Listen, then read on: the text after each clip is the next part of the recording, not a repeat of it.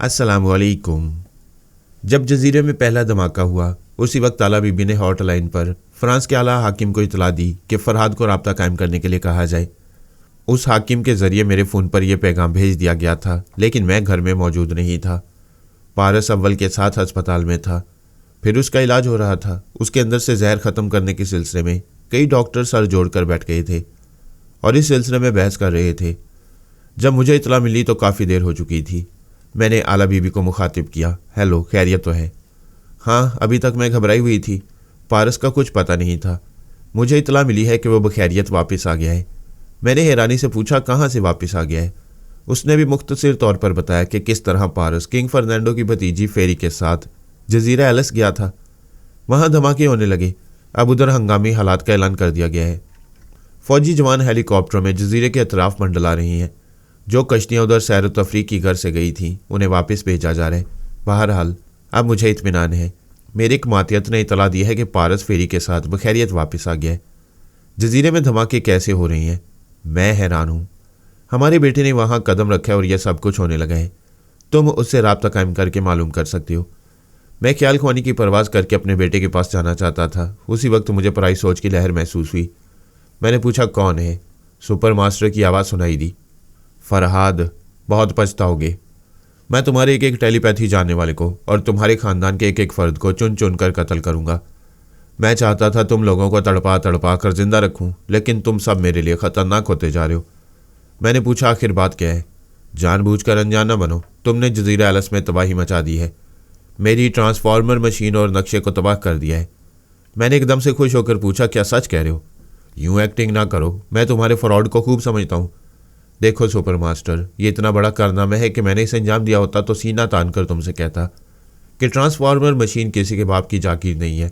यह हमारे दरमियान मुआहदा हो चुका है, जो भी उसे हासिल कर ले, जो भी उसे तबाह कर ले। लिहाजा अगर मैंने उसे तबाह किया होता तो तुमसे डरने या किसी तरह दबने की कोई बात नहीं थी। तुम तैश में ना हो। ज़रा सहूलत से बताओ, आखिर मुझे क्यों इल्ज़ाम दे रहे हो? उस ट्रांसफार्मर मशीन को और हमारे खुफिया अड्डे को सिर्फ टेलीपैथी जानने वाला ही तबाह कर सकता है। तुम्हारा ये इल्ज़ाम बेबुनियाद और बहुत ही कमज़ोर है। पिछली जंग अजीम में बहुत से नामवर सुराग रसानों ने बहुत से खुफिया और ख़तरनाक अड्डों को तबाह कर दिया। वो टेलीपैथी नहीं जानते थे। तुम कोई सबूत पेश करोगे? उस अड्डे से 4 आदमी ज़ख्मी हालत में मिले हैं। उन्हें तिब्बी इमदाद पहुँचाई जा रही है। उनका ख्याल है तुम ख्याल ख्वानी के ज़रिए अपने 2 आलयकारों के दिमागों में मौजूद थे। उन 2 आलयकारों में एक नौजवान लड़का और एक नौजवान लड़की थी। उसकी बात सुनते ही मेरा दिल किंग फर्नांडो की भतीजी और अपने बेटे पारस की तरफ गया। चूंकि ये मेरा चोर ख्याल था, इसलिए मैंने फ़ौरन इस पर काबू पाया ताकि सुपर मास्टर किंग फर्नांडो पर चढ़ न दौड़े। मैंने पूछा, सुपर मास्टर, मैं तुम्हें कैसे यकीन दिलाऊं कि मैं ख्याल ख्वानी के ज़रिए तुम्हारे किसी खुफिया अड्डे में मौजूद नहीं था? मेरी समझ में नहीं आता ये क्या चक्कर है। ज़रा अकल से सोचो, अगर मुझे उस खुफिया अड्डे के बारे में मालूम होता तो मैं किसी भी आलयकार को वहाँ भेजने की जहमत क्यों गवारा करता? तुम्हारे ही किसी आदमी को अपना आलयकार बना लेता। वो 4 ज़ख्मी जो उस जजीरे से लाए गए हैं, क्या वो गलत बयान दे रहे हैं जबकि वो पूरे होश हवास में हैं? मैंने कहा, मैं तुमसे किसी तरह कमतर नहीं हूँ, तुमसे खौफज़दा नहीं हूँ, तुम्हारे रोबो दबदबे में नहीं आ सकता। अगर तुम मुझ पर झूठा इल्ज़ाम देकर कोई इंतकामी कार्रवाई करना चाहते हो तो मैं इसके लिए तैयार हूँ। लेकिन ये बात खुदा को हाजिर और नाजिर जानकर कहता हूँ, मैं या मेरा कोई ख्याल ख्वानी करने वाला साथी कभी उस खुफिया अड्डे में नहीं गया और ना ही हम में से किसी ने अपने आलयकार को वहाँ भेजा है और वहाँ ख्याल ख्वानी का मुजाहरा किया है। चंद लम्हों तक खामोशी रही। फिर सुपर मास्टर ने कहा, मैं जानता हूँ तुम किसी के दबाव में नहीं आते, ना ही किसी की धमकी से खौफज़दा होते हो। उससे ट्रांसफार्मर मशीन और नक्शे की तबाही का मिशन तुम्हारे लिए बहुत अहम था। इस अहम कामयाबी को तुम कभी छुपाने वाले नहीं थे। लेकिन मैं हैरान हूँ, यहाँ ख्याल ख्वानी का मुजाहरा किसने किया? मैं क्या कह सकता हूँ? तुम्हारे आदमियों को गलत फहमी हो सकती है। मेरे पास 3 ख्याल ख्वानी करने वाले साथी हैं, तुम्हारे पास 6 साथी हैं। क्या हम उनके अलावा भी किसी नए दुश्मन ख्याल ख्वानी करने वाले के मुतालिक सोच सकते हैं या यकीन कर सकते हैं? सुपर मास्टर ने कहा, हरगिज़ नहीं। वो आखिरी ट्रांसफार्मर मशीन थी जो तबाह हो चुकी है। इतनी बड़ी दुनिया में सिर्फ 2 ख्याल ख्वानी करने वालों की टीमें हैं, एक तुम्हारी, एक मेरी, तीसरा कोई हो नहीं सकता। मैंने कहा, अगर ऐसी बात है तो फिर मेरी बात याद रखो। आज नहीं तो कल तुम पर इस बात का इंकशाफ होगा कि तुम्हारी किसी ख्याल ख्वानी करने वाले साथी ने तुम्हारे साथ दोगली चाल चली है। मैं नहीं मानता। ना मानो, लेकिन अकल साथ देना चाहे तो ज़रा गौर करना और यह सोचना कि तुम्हारे बाद किस शख्स को सुपर मास्टर बनाया जाएगा और उसके क्या मुफादात होंगे। तुम कहना क्या चाहते हो? तुम समझना चाहो तो समझ सकते हो। तुम्हारे बाद जो शख्स सुपर मास्टर बनने का चांस रखता है वो कभी ये नहीं चाहेगा कि ट्रांसफार्मर मशीन से कोई ऐसा शख्स टेलीपैथिक इल्म हासिल करे जो इस गैर मामूली इल्म के अलावा दूसरी सलाहियतों में भी उससे बरतर हो। अगर तुम्हें मौत को टालने का हुनर आ जाए, हालांकि ऐसा नामुमकिन है, लेकिन फ़र्ज़ कर लिया जाए कि तुम्हें मौत को टालने का हुनर आ गया है, तो क्या तुम चाहोगे कि कोई दूसरा भी सीख ले? हम कभी ऐसा नहीं चाहते कि कोई हमसे कुछ ज़्यादा सीख कर बरतर हो जाए, उसने कहा। लिहाजा तुम्हारी उस आखिरी ट्रांसफार्मर मशीन और नक्शे की तबाही के जिम्मेदार वही शख्स है जो आइंदा सुपर मास्टर बनने वाला है। वो फिर चुप रहा, शायद कुछ सोच रहा था। मैंने कहा, तुम शिकायत करने मेरे पास चले आए। मैं किससे शिकायत करूं? तुम्हारा एक टेलीपैथी जाने वाला मातियत यहाँ आकर मेरी बहू को दो पारस के दरमियान उलझाता रहा। आखिर इसे क्या फ़ायदा हासिल हुआ? वो दावा कर रहा था कि डमी पारस उसके लिए बहुत अहम है और वो डमी मारा गया है। उसने जवाब दिया, फरहाद, पहले तो मैंने फैसला किया था कि तमाम बड़े बड़े ममालिक को ख्याल ख्वानी के ज़रिए नुकसान पहुँचाता जाऊँ और इसका इल्ज़ाम तुम पर आता जाए। फिर मैंने सोचा पहले तुम्हारे रिश्तेदारों से निमटना चाहिए। रिश्तेदारों में सोनिया आला बीबी, पोमी के अलावा तुम्हारे ख्याल ख्वानी करने वाले साथी हैं। फिर तुम्हारी शरीक हयात रसवंती और उसके दो बेटे। मैंने सोचा है पहले तुम्हारे इन खून के रिश्तों को छेड़ा जाए और इन्हें इस हद तक नुकसान पहुंचाया जाए कि ये अपाहिजों जैसी ज़िंदगी गुजारने लगे। तुम्हारा एक बेटा पारस अव्वल हमारी नज़रों में आ गया है, लेकिन पारस दोम का सुराग अभी तक हमें नहीं मिल सका। उसे भी हम ढूंढ निकालेंगे, फिर उसे ऐसे खतरात से गुजारेंगे कि तुम लोगों की नींदें हराम हो जाएंगी। तुम मेरे पास आओगे और गिड़गिड़ा कर उनकी ज़िंदगी की भीख मांगोगे। फिर मैं पूछूंगा, मेरे बाप मास्टर यूशे को हलाक करते वक्त तुम्हारे दिल में हमदर्दी क्यों ना पैदा हुई? मैंने तुम्हारे बाप को नहीं छेड़ा था। तुम्हारा बाप खुद मेरे मुल्क में आया था और मेरे पीछे पड़ गया था। बहरहाल मैं अपनी तरफ से सफाई पेश नहीं करूंगा। तुम्हारे जो जी में आता है करो। मैं जवाबी इक़दामात के लिए तैयार हूँ। जिस तरह एक न्याम में दो तलवारें नहीं रह सकती, इसी तरह इस दुनिया में दो टेलीपैथी जानने वाली पार्टियां नहीं रह सकेंगी। किसी एक को फना होना है। सुपर मास्टर ने कहा, तुम अपनी पूरी टीम के साथ फना हो जाओगे और मैं कहता हूँ हम दोनों ही फना होंगे। बका सिर्फ खुदाई बुजुर्गों बरतर के लिए है। आप जाओ यहाँ से। मैंने सांस रोक ली। मेरे अंदर मुसर्रतों का एक समुंदर था जो मौजें मार रहा था। अगरचे इस बात की तस्दीक नहीं हुई थी कि मेरे बेटे ने ही वो ट्रांसफार्मर मशीन तबाह की है, लेकिन मुझे यकीन था। मैंने ख्याल ख्वानी की परवाज़ की, अपने बेटे के दिमाग में पहुंचा। आसानी से जगह मिल गई क्योंकि रसवंती वहाँ पहले से मौजूद थी। वो वक्तन फ़वक्तन अपने बेटे की खैरियत मालूम करने के लिए उसके पास पहुँच जाया करती थी। वो पूछ रही थी, बेटे क्या वो लड़की बहुत खूबसूरत है? मामा, उसे मुकाबला हुस्न में भेजने का इरादा नहीं है। मैं नहीं जानता हुस्न किसे कहती है। हाँ, ये ज़रूर कहूँगा कि उसमें हुस्न सीरत है। मुझे उसके मुतालिक ज़्यादा से ज़्यादा बताओ। पारस बताने लगा। किस तरह उसने पहली बार उसे किंग फर्नांडो के साथ देखा, फिर किस तरह उसे दोस्ती हुई और वह जजीरा एलिस की तरफ गए थे। इस वीरान जजीरे में शैतान नंबर 6 से टकराव हो गया। वहाँ इंकशाफ हुआ कि इस खुफिया अड्डे में ट्रांसफार्मर मशीन छुपा कर रखी गई है और वहाँ उसका नक्शा भी मौजूद है। उसने जान की बाजी लगाई और उस अड्डे को ट्रांसफार्मर मशीन समेत तबाह कर दिया। जब पारस ने इस बात की वजाहत की कि फरजाना किस तरह चादर की वजह से बदनाम हो रही है, तो रसवंती ने कहा, वाकई वो मुफ्त में बदनाम हो रही है। क्या तुमने उसे तसलियाँ दी हैं? मैंने ज़िंदगी में कभी किसी लड़की से बात नहीं की। मुझे नहीं मालूम ऐसे वक्त क्या करना चाहिए, क्या कहना चाहिए। मैंने अपनी दानिश में उसे समझाया है। अगरचे उसके आंसू थम गए हैं, लेकिन वो बहुत उदास और दिल बर्दाश्त है। उसके दिल पर बदनामी का बोझ है। क्या वो तुम्हें बहुत पसंद है? वो खामोश रहा। रसवंती ने मुस्कुरा कर कहा, उससे बात करो। उसकी आवाज़ सुनकर मैं उसके पास जाऊंगी और उसे प्यार से समझाऊंगी। इंटेलिजेंस वाले किंग फर्नांडो के पीछे पड़े रहती हैं। अगर सुपर मास्टर किंग फर्नांडो के दिमाग में पहुंच गया तो उसके जरिए मालूम कर लेगा कि फरहाद अली तैमूर का बेटा उसकी भतीजी के साथ घूमता फिरता रहा है और वही जजीरे में गया था। तुम्हारे ज़िम्मे जो अहम काम था वो तुमने अंजाम दे दिया। अब वापस आ जाना चाहिए। मैं भी यही सोच रहा हूँ, लेकिन फरजाना को छोड़कर नहीं आऊँगा। मैं कब कहती हूँ उसे छोड़ दो। मैं तुम दोनों की वापसी का इंतज़ाम करती हूँ। तुम्हारे पापा से बात करूँगी। हो सकता है वो बड़े बड़े ज़रा इख्तियार करके कल की फ़्लाइट से तुम्हें अपने पास बुलवा लें। मैंने कहा, अपनी माँ को फरजाना की आवाज़ सुना दो और मुझे अपने दिमाग में रहने दो। कुछ बातें करना चाहता हूँ। उसने फरजाना को मुखातिब किया और कहा, मेरी मामा और पापा हमारे दरमियान मौजूद हैं। वो तुम्हारी आवाज़ सुनकर तुम्हारे पास आना चाहती हैं। वह फ़ौरन ही उठकर खड़ी हो गई, फिर सर झुकाकर हाथ उठाते हुए मशरकी अंदाज में आदाब कहा। यकीनन रसवंती ने उसके दिमाग में पहुँचते ही ढेर सारी दुआएं दी होंगी, उसकी भलाएं लेती रही होगी। मैंने पारस से कहा, थोड़ी देर पहले सुपर मास्टर मेरे पास आया था। वह इल्ज़ाम दे रहा था कि मैं ख्याल ख्वानी के ज़रिए उस गार में मौजूद था और मैंने ही वो ट्रांसफार्मर मशीन तबाह की है। पारस ने मुस्कुरा कर कहा, आप पर इल्ज़ाम आना ही था, सो आ गया। क्या मतलब? पारस ने मुझे वहाँ के मुतल्लिक तफसील से सब कुछ बताया। मैंने खुश होकर कहा, तुम बर वक्त ऐसी हाजिर दिमागी का सबूत देते हो जिसकी पहले से तवक्को नहीं की जा सकती। मैं तुमसे बहुत खुश हूँ। पहली बार तुमने एक मुर्दे को गोली मारकर जिंदा शख्स की जुबान खुलवाई और आज तुमने मेरे कंधे पर बंदूक रखकर चलाई। टेलीपैथी ना जानते हुए भी टेलीपैथी की दहशत तारी कर दी। शाबाश, अल्लाह तुम्हें हर बला से महफूज रखे और मेरी बाकी उम्र भी तुम दोनों बेटों को लग जाए, आमीन। ये सोच लेना सरासर नादानी होती है कि सुपर मास्टर खामोश बैठा होगा। किसी को एक शोबे में इख्तियारात मिल जाए तो वो खामोश नहीं बैठता, उन तमाम इख्तियारात को इस्तेमाल करके अपने दिल का गुबार निकालता है। फिर सुपर मास्टर को तो टेलीपैथी के जरिए जैसे सारी दुनिया पर हुकूमत करने के इख्तियारात हासिल हो गए थे। मैं उसके रास्ते का कांटा था। वो मुझसे अपने बाप के कत्ल का इंतकाम हर हाल में लेना चाहता था, मेरी पूरी टीम को तबाह कर देना चाहता था। ऐसी सूरत में वो भला खामोश कैसे रह सकता था। हमने इसराइली हुकूमत से बारहा दोस्ती करने की भरपूर कोशिशें कर डाली और हर बार नाकाम रहे। आखिरी बार शीबा की मौत ने हमें यह अच्छी तरह समझा दिया कि यहूदी कभी मुसलमान के हुए ना होंगे और उनसे दोस्ती बिल्कुल ऐसी ही है जैसे कोई आग से दोस्ती करे। मौजूदा सुपर मास्टर ने सबसे पहले इसराइली हुक्काम की तरफ दोस्ती का हाथ बढ़ाया। यूं तो रोज़ अव्वल से ही दोनों मुल्कों के दरमियान गहरे ताल्लुकात, गहरी दोस्ती और गहरा रिश्ता चला रहा था।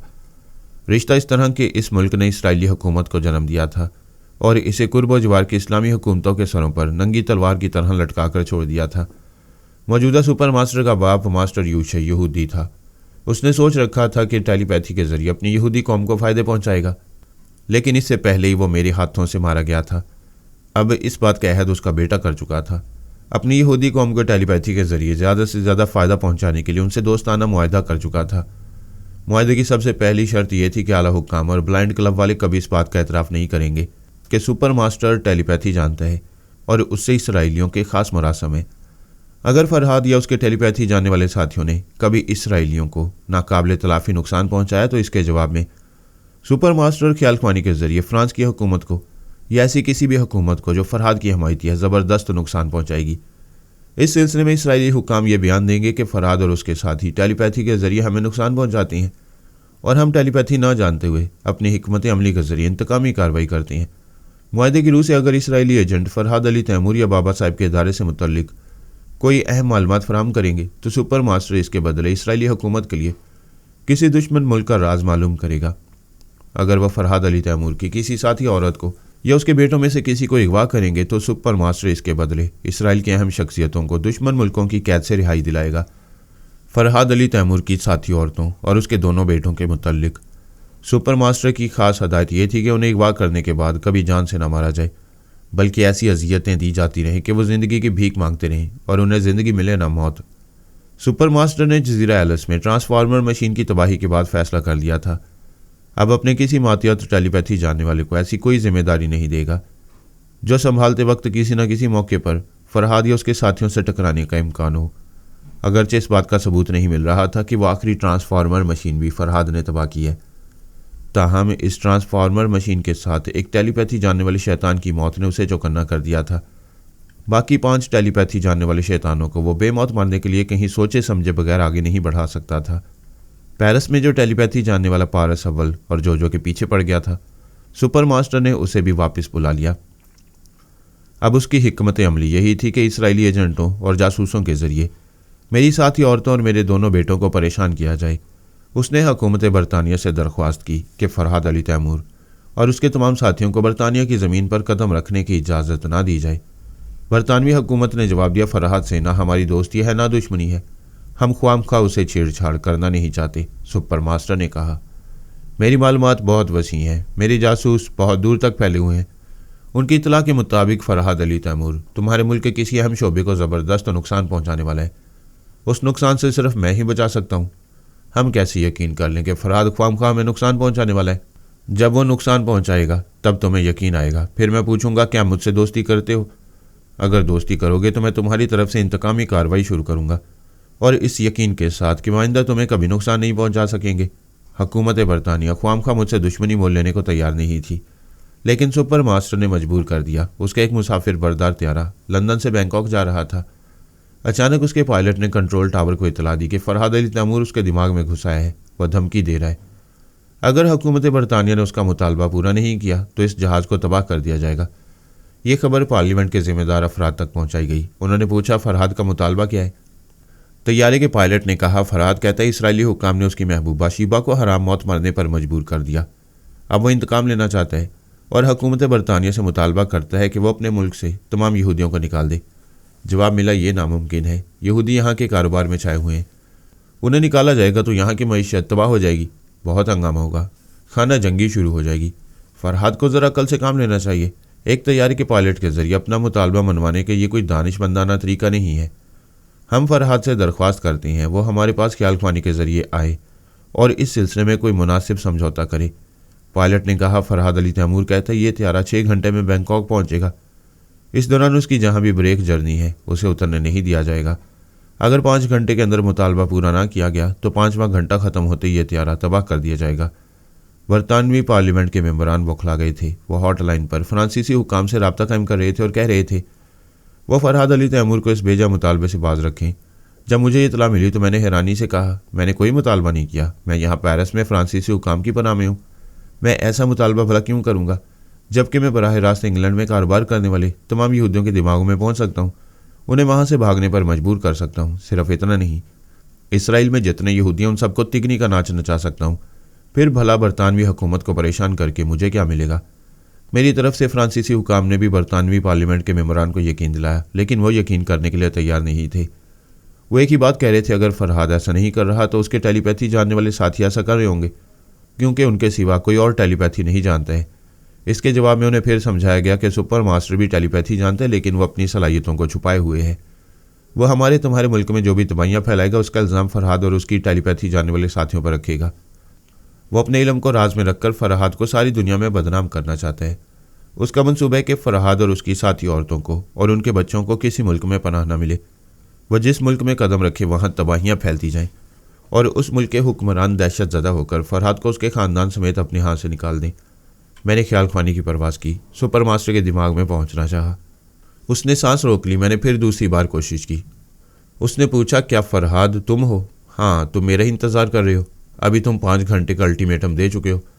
क्या तुम्हें ज़रा भी इंसानियत नहीं है? उस तैयारे में कितनी ही माएँ, बहनें, भाई और बाप हैं, कितने मासूम बच्चे सफ़र कर रहे हैं। क्या तुम वाकई उस तैयारे की बात कर रहे हो? पता नहीं वो कहाँ परवाज़ कर रहे। मुझ जैसा मामूली आदमी यहाँ बैठे बिठाए उसे कैसे तबाह कर सकते हैं? तुम बहुत कमीने हो। अपनी टेलीपैथी की सलाहियतों को छुपाकर सारा इल्ज़ाम मुझ पर धरना चाहते हो। देखो, मुझे मजबूर ना करो। मैं तुम्हें समझा रहा हूँ, उस तैयारे को तबाह नहीं होना चाहिए। तो फिर तबाह नहीं होगा। तुम बचा सकते हो तो बचा लो। मैंने एक फ्रांसीसी हाकिम से कहा, मैं उस तैयारे की पायलट की आवाज़ सुनना चाहता हूँ। इसके लिए फौरी तौर पर इंतजाम किए गए। मुझे उस कंट्रोल टावर के ऑफिसर की आवाज़ सुनाई गई जो वहाँ ड्यूटी पर था। फिर उसने तैयारी के पायलट से रब्ता कायम किया। उसकी तरफ से कोई जवाब नहीं मिल रहा था। उसे बार बार मुखातिब किया जा रहा था, लेकिन वह गूंगा या बहरा बन गया था। इतनी खबर थी कि तैयारा भी सही सलामत परवाज़ कर रहा है। मैंने कहा, वो शैतान अपनी मक्काराना चाल चल रहा है। उसने पायलट के दिमाग पर पूरी तरह कब्जा जमा लिया है। उसे बोलने से रोक रहा है ताकि मैं उसकी आवाज़ सुनकर उसके दिमाग तक ना पहुंच सकूं। फ्रांसीसी अफसरान ने कहा, मिस्टर फरहाद, हम अपनी आंखों से देख रहे हैं कि आप हमसे गुफ्तगू में मसरूफ़ हैं। ऐसे में आप उस पायलट के दिमाग पर कब्जा नहीं जमा सकते। दूसरी तरफ एक ही वक्त में मसरूफ़ नहीं रह सकते। लेकिन हम बरतानवी हुकूमत को यकीन नहीं दिला सकेंगे। सुपर मास्टर वाकई मक्कारी दिखा रहा है। आप कोई तदबीर सोचिए, किसी तरह उस तैयारे को बचा लीजिए। एक सूरत है, आप फ़ौरन उनसे कहें कि उस पायलट की तस्वीर खलाई सैयारे के ज़रिए हमारे टीवी तक अरसाल करें। मैं उसकी तस्वीर का क्लोज़अप देखकर उसकी आंखों में झांक कर दिमाग में पहुंच जाऊंगा। उसके साथ जितने एयर होस्टस, स्टीवर्ड्स वगैरह हैं, उनकी तस्वीरें भी हमारे टेलीविज़न पर पहुंचाई जाएं। इस सिलसिले में भी इंतजामात होने लगे। तकरीबन 3 घंटे गुजर चुके थे, 2 घंटे बाकी थे। मैंने रसवंती और आर्मर को मुखातिब करते हुए कहा, मेरे दिमाग में मौजूद रहो। सुपर मास्टर हमारे खिलाफ बहुत ज़बरदस्त चालें चल रहा है, हमें उसका तोड़ तो करना है। आधे घंटे के अंदर ही हम टीवी स्क्रीन के सामने बैठे हुए थे और बारी बारी पायलट, को पायलट, 3 एयर होस्टस और 2 स्टीवर्ड्स की तस्वीरें देखते जा रहे थे। ये तस्वीरें VCR के ज़रिए रिकॉर्ड भी की जा रही थीं।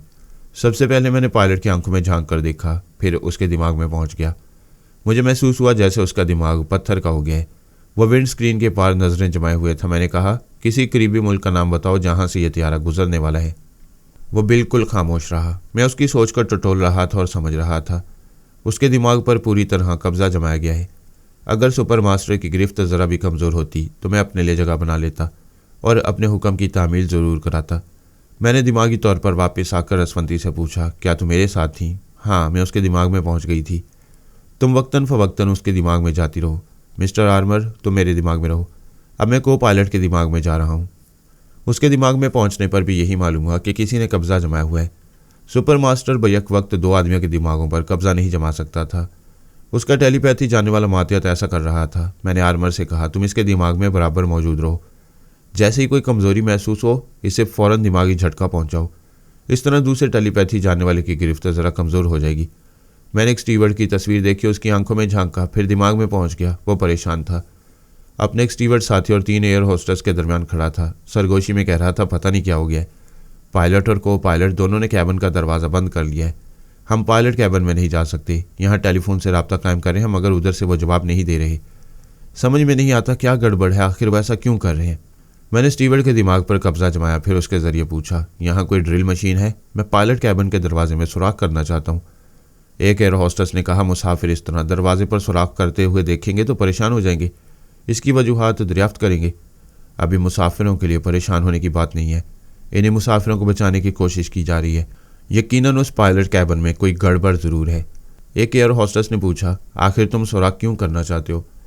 हमारे स्टोर में एक गैस सिलेंडर रखा हुआ है, मैं एक नलकी के जरिए उस पायलट कैबिन में गैस खारिज कराऊंगा।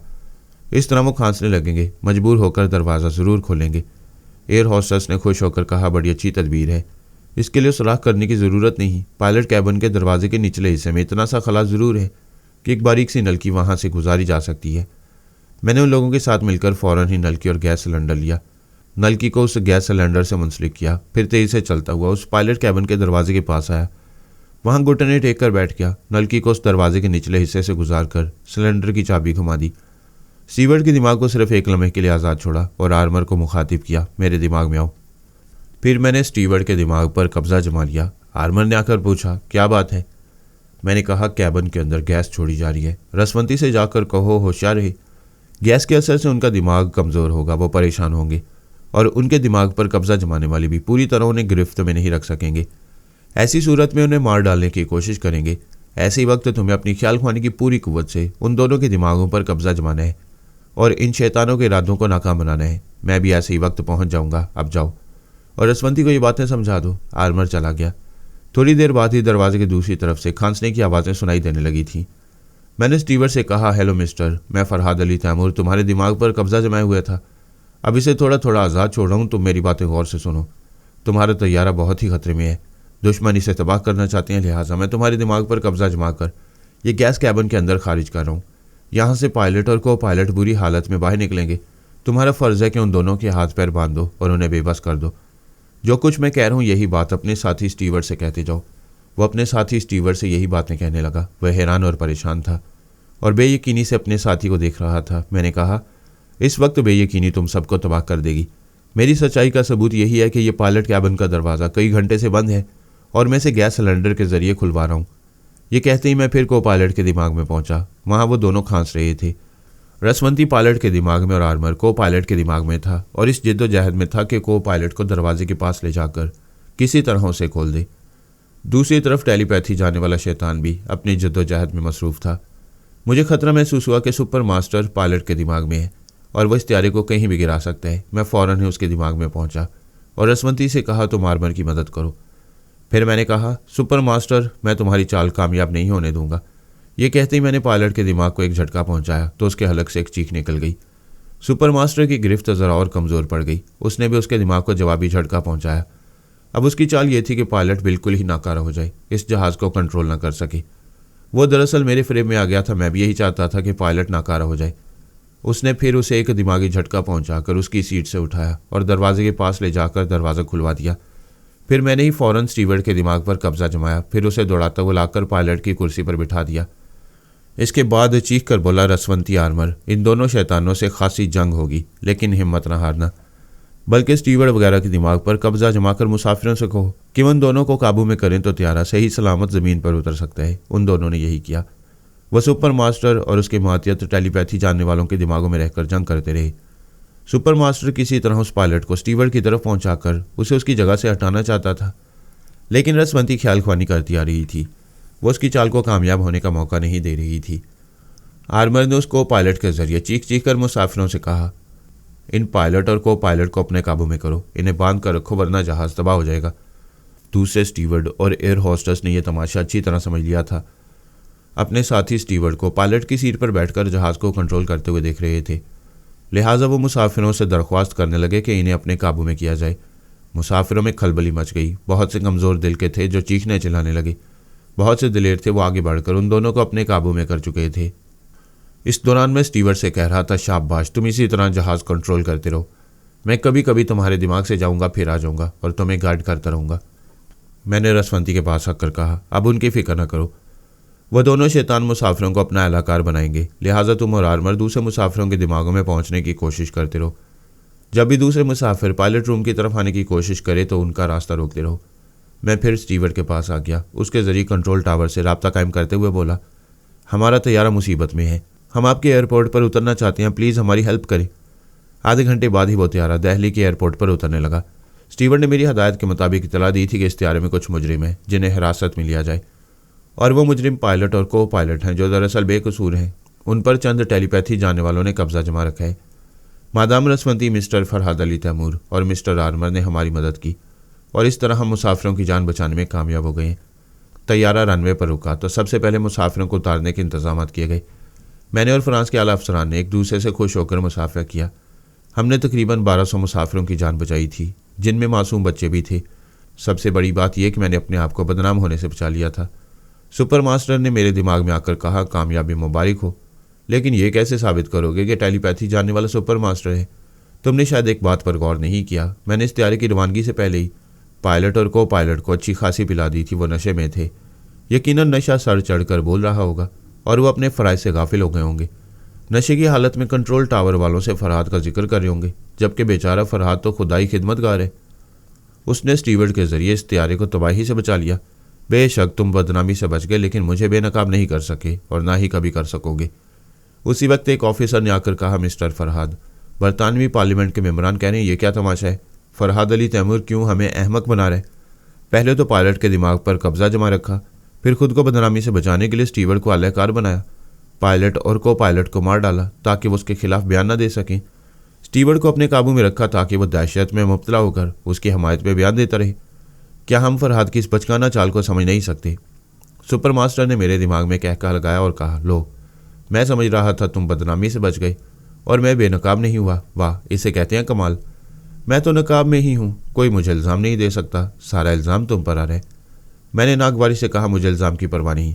आज नहीं तो कल मैं अपनी तरफ से पूरी तरह सफाई पेश करने की कोशिश करूँगा और इन्हें अपने एतमाद में ले लूँगा। लेकिन मुझे इस बात की खुशी है कि मैंने मुसाफिरों की जान बचाई, तैयारे को तबाह नहीं होने दिया। फरहाद, ज़रा हिसाब लगाकर बताओ, तुमने मुसाफिरों की जान बचाने के लिए कितने घंटे ज़ाया किए? मैंने कहा, तकरीबन 2 घंटे। उसने फिर कहका लगाया। उसके बाद कहा, मैं यही चाहता था, तुम अगर एक जगह से कामयाब हो जाओ तो दूसरी जगह नाकाम रहो। मैं तुम्हें 2 घंटे तक गाफिल रखना चाहता था, क्योंकि 2 घंटे में हेलीकॉप्टर पेरिस से प्रवास करता हुआ यूरोप की किसी भी सरहद को पार कर सकता है। मैंने चौंक कर पूछा, तुम कहना क्या चाहते हो? मुझसे ना पूछो, ज़रा ये देखो जोजो और पारस अव्वल कहाँ हैं? मैंने एकदम से तड़प कर ख्यालख्वानी की। जोजो के दिमाग में पहुंचा तो वो बेहोश थी। उसके दिमाग से कुछ मालूम नहीं किया जा सकता था कहाँ है। मैंने आला अफसर से पूछा, जोजो आप लोगों की हिफाजत में थी, वो बेहोश कैसे हो गई है? क्या अब तक आप लोगों की निगरानी में है या दुश्मन की चाल कामयाब हो गई है? आला अफसर ने कहा, जनाब आप ये क्या कह रहे हैं? जोजो साहिबा हमारी निगरानी में है, मैं अभी मालूम करता हूँ। मैं तुमसे पहले मालूम कर लूँगा। बहरहाल तुम टेलीफोन के जरिए अपनी तसल्ली कर लो। मैं एक मातियत अफसर के दिमाग में पहुंचा। वह जोजो की निगरानी पर मामूर था। अपने कई मुसल्लह सिपाहियों के साथ वहाँ मौजूद था। उसके कुछ सिपाही मारे गए थे और कुछ सिपाहियों के साथ वो एक जगह बंदा पड़ा था। टेलीफोन की घंटी बज रही थी, लेकिन वह रिसीवर तक नहीं पहुँच सकता था। मैंने दिमागी तौर पर हाजिर होकर कहा, तुम्हारा अफसर अपने सिपाहियों के साथ बंदा पड़ा है, वह रिसीवर नहीं उठा सकेगा। ये कहकर मैंने पारस अव्वल के दिमाग की तरफ छलांग लगाई। फिर एकदम से बेचैन हो गया। वो भी गाफिल था। उसके दिमाग से भी बेहोशी का पता चलता था। मैं दिमागी तौर पर हाजिर होकर सोचने लगा, यह अचानक क्या हो रहा है और इन हालात में मुझे क्या करना चाहिए? सुपर मास्टर कहका लगाता हुआ मेरे दिमाग में आया। मैंने उसे आने दिया। उसने कहा, अब भी एतराफ़ कर लो, हमारी आखिरी ट्रांसफार्मर मशीन तुम्हारे बेटे ने तबाह की है और तुम उसके ज़रिए ख्यालख्वानी कर रहे थे, उसकी मदद कर रहे थे। मैंने कोई ख्यालख्वानी नहीं की, मैंने किसी की मदद नहीं की। मैं गलत बात कभी तस्लीम नहीं करूँगा। क्या तुम्हें पता है उस ट्रांसफार्मर मशीन के साथ मेरा एक टेलीपैथी जाने वाला मातियत मारा गया है? मैं इस सिलसिले में कुछ नहीं जानता। अगर जानता तो मुसरत का इजहार करता, क्योंकि एक टेलीपैथी जानने वाला शैतान कम हो चुका है। देखो सुपर मास्टर, तुम ख्वामखा मुझसे दुश्मनी बोल लेना चाहते हो। तुम अपने बाप का इंतकाम लेने के लिए मुझसे टकराओ, मगर मेरे बच्चों के पीछे ना पड़ो, इसका अंजाम बहुत बुरा होगा। यही तो देखना चाहता हूँ, अंजाम कितना बुरा होगा। तुमने अब तक दूसरों को अंजाम तक पहुँचाया है, कोई ऐसा भी तो हो कि तुम्हें अंजाम तक पहुँचाए, और वो मैं हूँ। मैंने अब तक तुम्हारे चैलेंज को बचकाना समझा, एक दीवाने की बड़ी, एक ऐसे तालिब इल्म की खुशफहमी जिसने नया नया टेलीपैथी का इल्म सीखा हो। लेकिन तुम हद से बढ़ रहे हो, लिहाजा आज से यह ठन गई। मैं तुम्हारे मुकाबले पर आ रहा हूँ और इस लम्हे के बाद तुम कभी मेरे दिमाग में नहीं आ सकोगे। Now get out. मैंने सांस रोक ली, उसे एक कचरे की तरह दिमाग से निकाल दिया। उसकी एक एक चाल को ज़्यादा तवज्जो से समझना ज़रूरी था। उसने जोजो और पारस को किस तरह अगवा किया ये मुझे बाद में मालूम हुआ, लेकिन आपको अभी बता देना ज़रूरी समझता हूँ ताकि दास्तान का तसलसल कायम रहे। हमने पारस अव्वल को फिर मिलिट्री अस्पताल पहुँचा दिया था ताकि तमाम डॉक्टर तवज्जो से उसका इलाज करें और किसी तरह उसके अंदर के सारे जहर को ख़त्म कर दें। सुपर मास्टर फ्रांस के हर शोबे में दूर दूर तक पहुँच चुका था। वो जानता था मेरे बेटे का इलाज हो रहा है। उसने अपने 2 टेलीपैथी जानने वाले मातियतों से कहा, उनमें से एक जोजो के पास रहेगा और दूसरा उस हेलीकॉप्टर के पायलट के दिमाग में रहेगा जो उन दोनों को यहाँ से ले जाएगा। खुद सुपर मास्टर ने उस फौजी अफसर के दिमाग पर कब्जा जमाया जो पारस की निगरानी पर मामूर था। उस अफसर ने डॉक्टरों से कहा, अभी अभी फरहाद साहब का फ़ोन आया कि पारस अव्वल के लिए बहुत ज़्यादा खतरात पैदा हो गए हैं, लिहाजा उन्हें एक खुफिया पनागा में ले जा रहे हैं। आप लोग वहीं आकर उसका इलाज करेंगे। जब इतना बड़ा फौजी अफसर कह रहा था तो भला कौन शुबा कर सकता था। एक एम्बुलेंस मंगवाई गई। पारस उस ऑफिसर के साथ चलता हुआ एम्बुलेंस के पिछले हिस्से में आया। ऑफिसर ने कहा, यहाँ लेट जाओ। पारस ने मुस्कुराते हुए कहा, कौन सा बीमार हूँ, मेरा तो सिर्फ जहर का इलाज हो रहा है। उसी वक्त एक फौजी जवान ने किसी आहनी चीज़ से उसके सर पर एक ज़ोरदार ज़रब लगाई। पारस का सर चकराया, लेकिन वो बला का फौलाद था, एक ज़रब से कुछ नहीं बिगड़ सकता था। उसने एक उल्टा हाथ उस जवान को लगाया। वो लड़खड़ाता हुआ एम्बुलेंस की दीवार से जाकर टकरा गया। ऑफिसर ने उस पर छलांग लगाई। पारस ने एक हाथ से उसकी कमर दबोची, दूसरे हाथ से उसकी गर्दन पकड़ ली। अब वो पहली ही फुर्सत में टांगों पर रखकर उसे उछाल देता और ऑफिसर अलग हो जाता तो पारस का भला होता। यही उससे चूक हो गई। ऑफिसर को जितनी देर तक उससे लिपट कर रहने का मौका मिला उतनी देर में उसने इंजेक्शन की सुई उसके बाजू में पेवस्त कर दी। फिर उसे होश नहीं रहा कि कौन उससे लिपटा हुआ है और उसे कहाँ ले जाया जा रहा है। हत्ता कि मैं भी उसके दिमाग में पहुंचा तो उसने मुझे महसूस नहीं किया। वो अपनी ज़ात से बिल्कुल गाफिल हो चुका था। जोजो को अगवा करना कुछ ज़्यादा मुश्किल नहीं था। सुपर मास्टर ने जिस टेलीपैथी जानने वाले मातहत को उसकी निगरानी पर मामूर किया था उसे अच्छी तरह समझा दिया था कि जब भी वो जोजो से कहेगा कि उसका प्यारा प्यारा अंकल है तो वो उसकी हर बात पर अमल करेगी।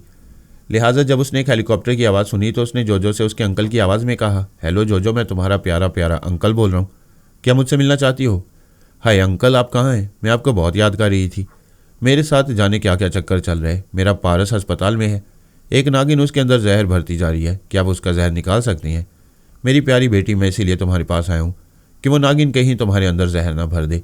अगर तुम इस जहर से बचना चाहती हो तो तुम्हारे बिस्तर के सरहाने वाली मेज़ की दराज में एक इंजेक्शन रखा हुआ है। तुम उसकी सुई अपने बाजू में पेवस्त कर लो और उसकी तमाम दवा अपने अंदर इंजेक्ट कर लो।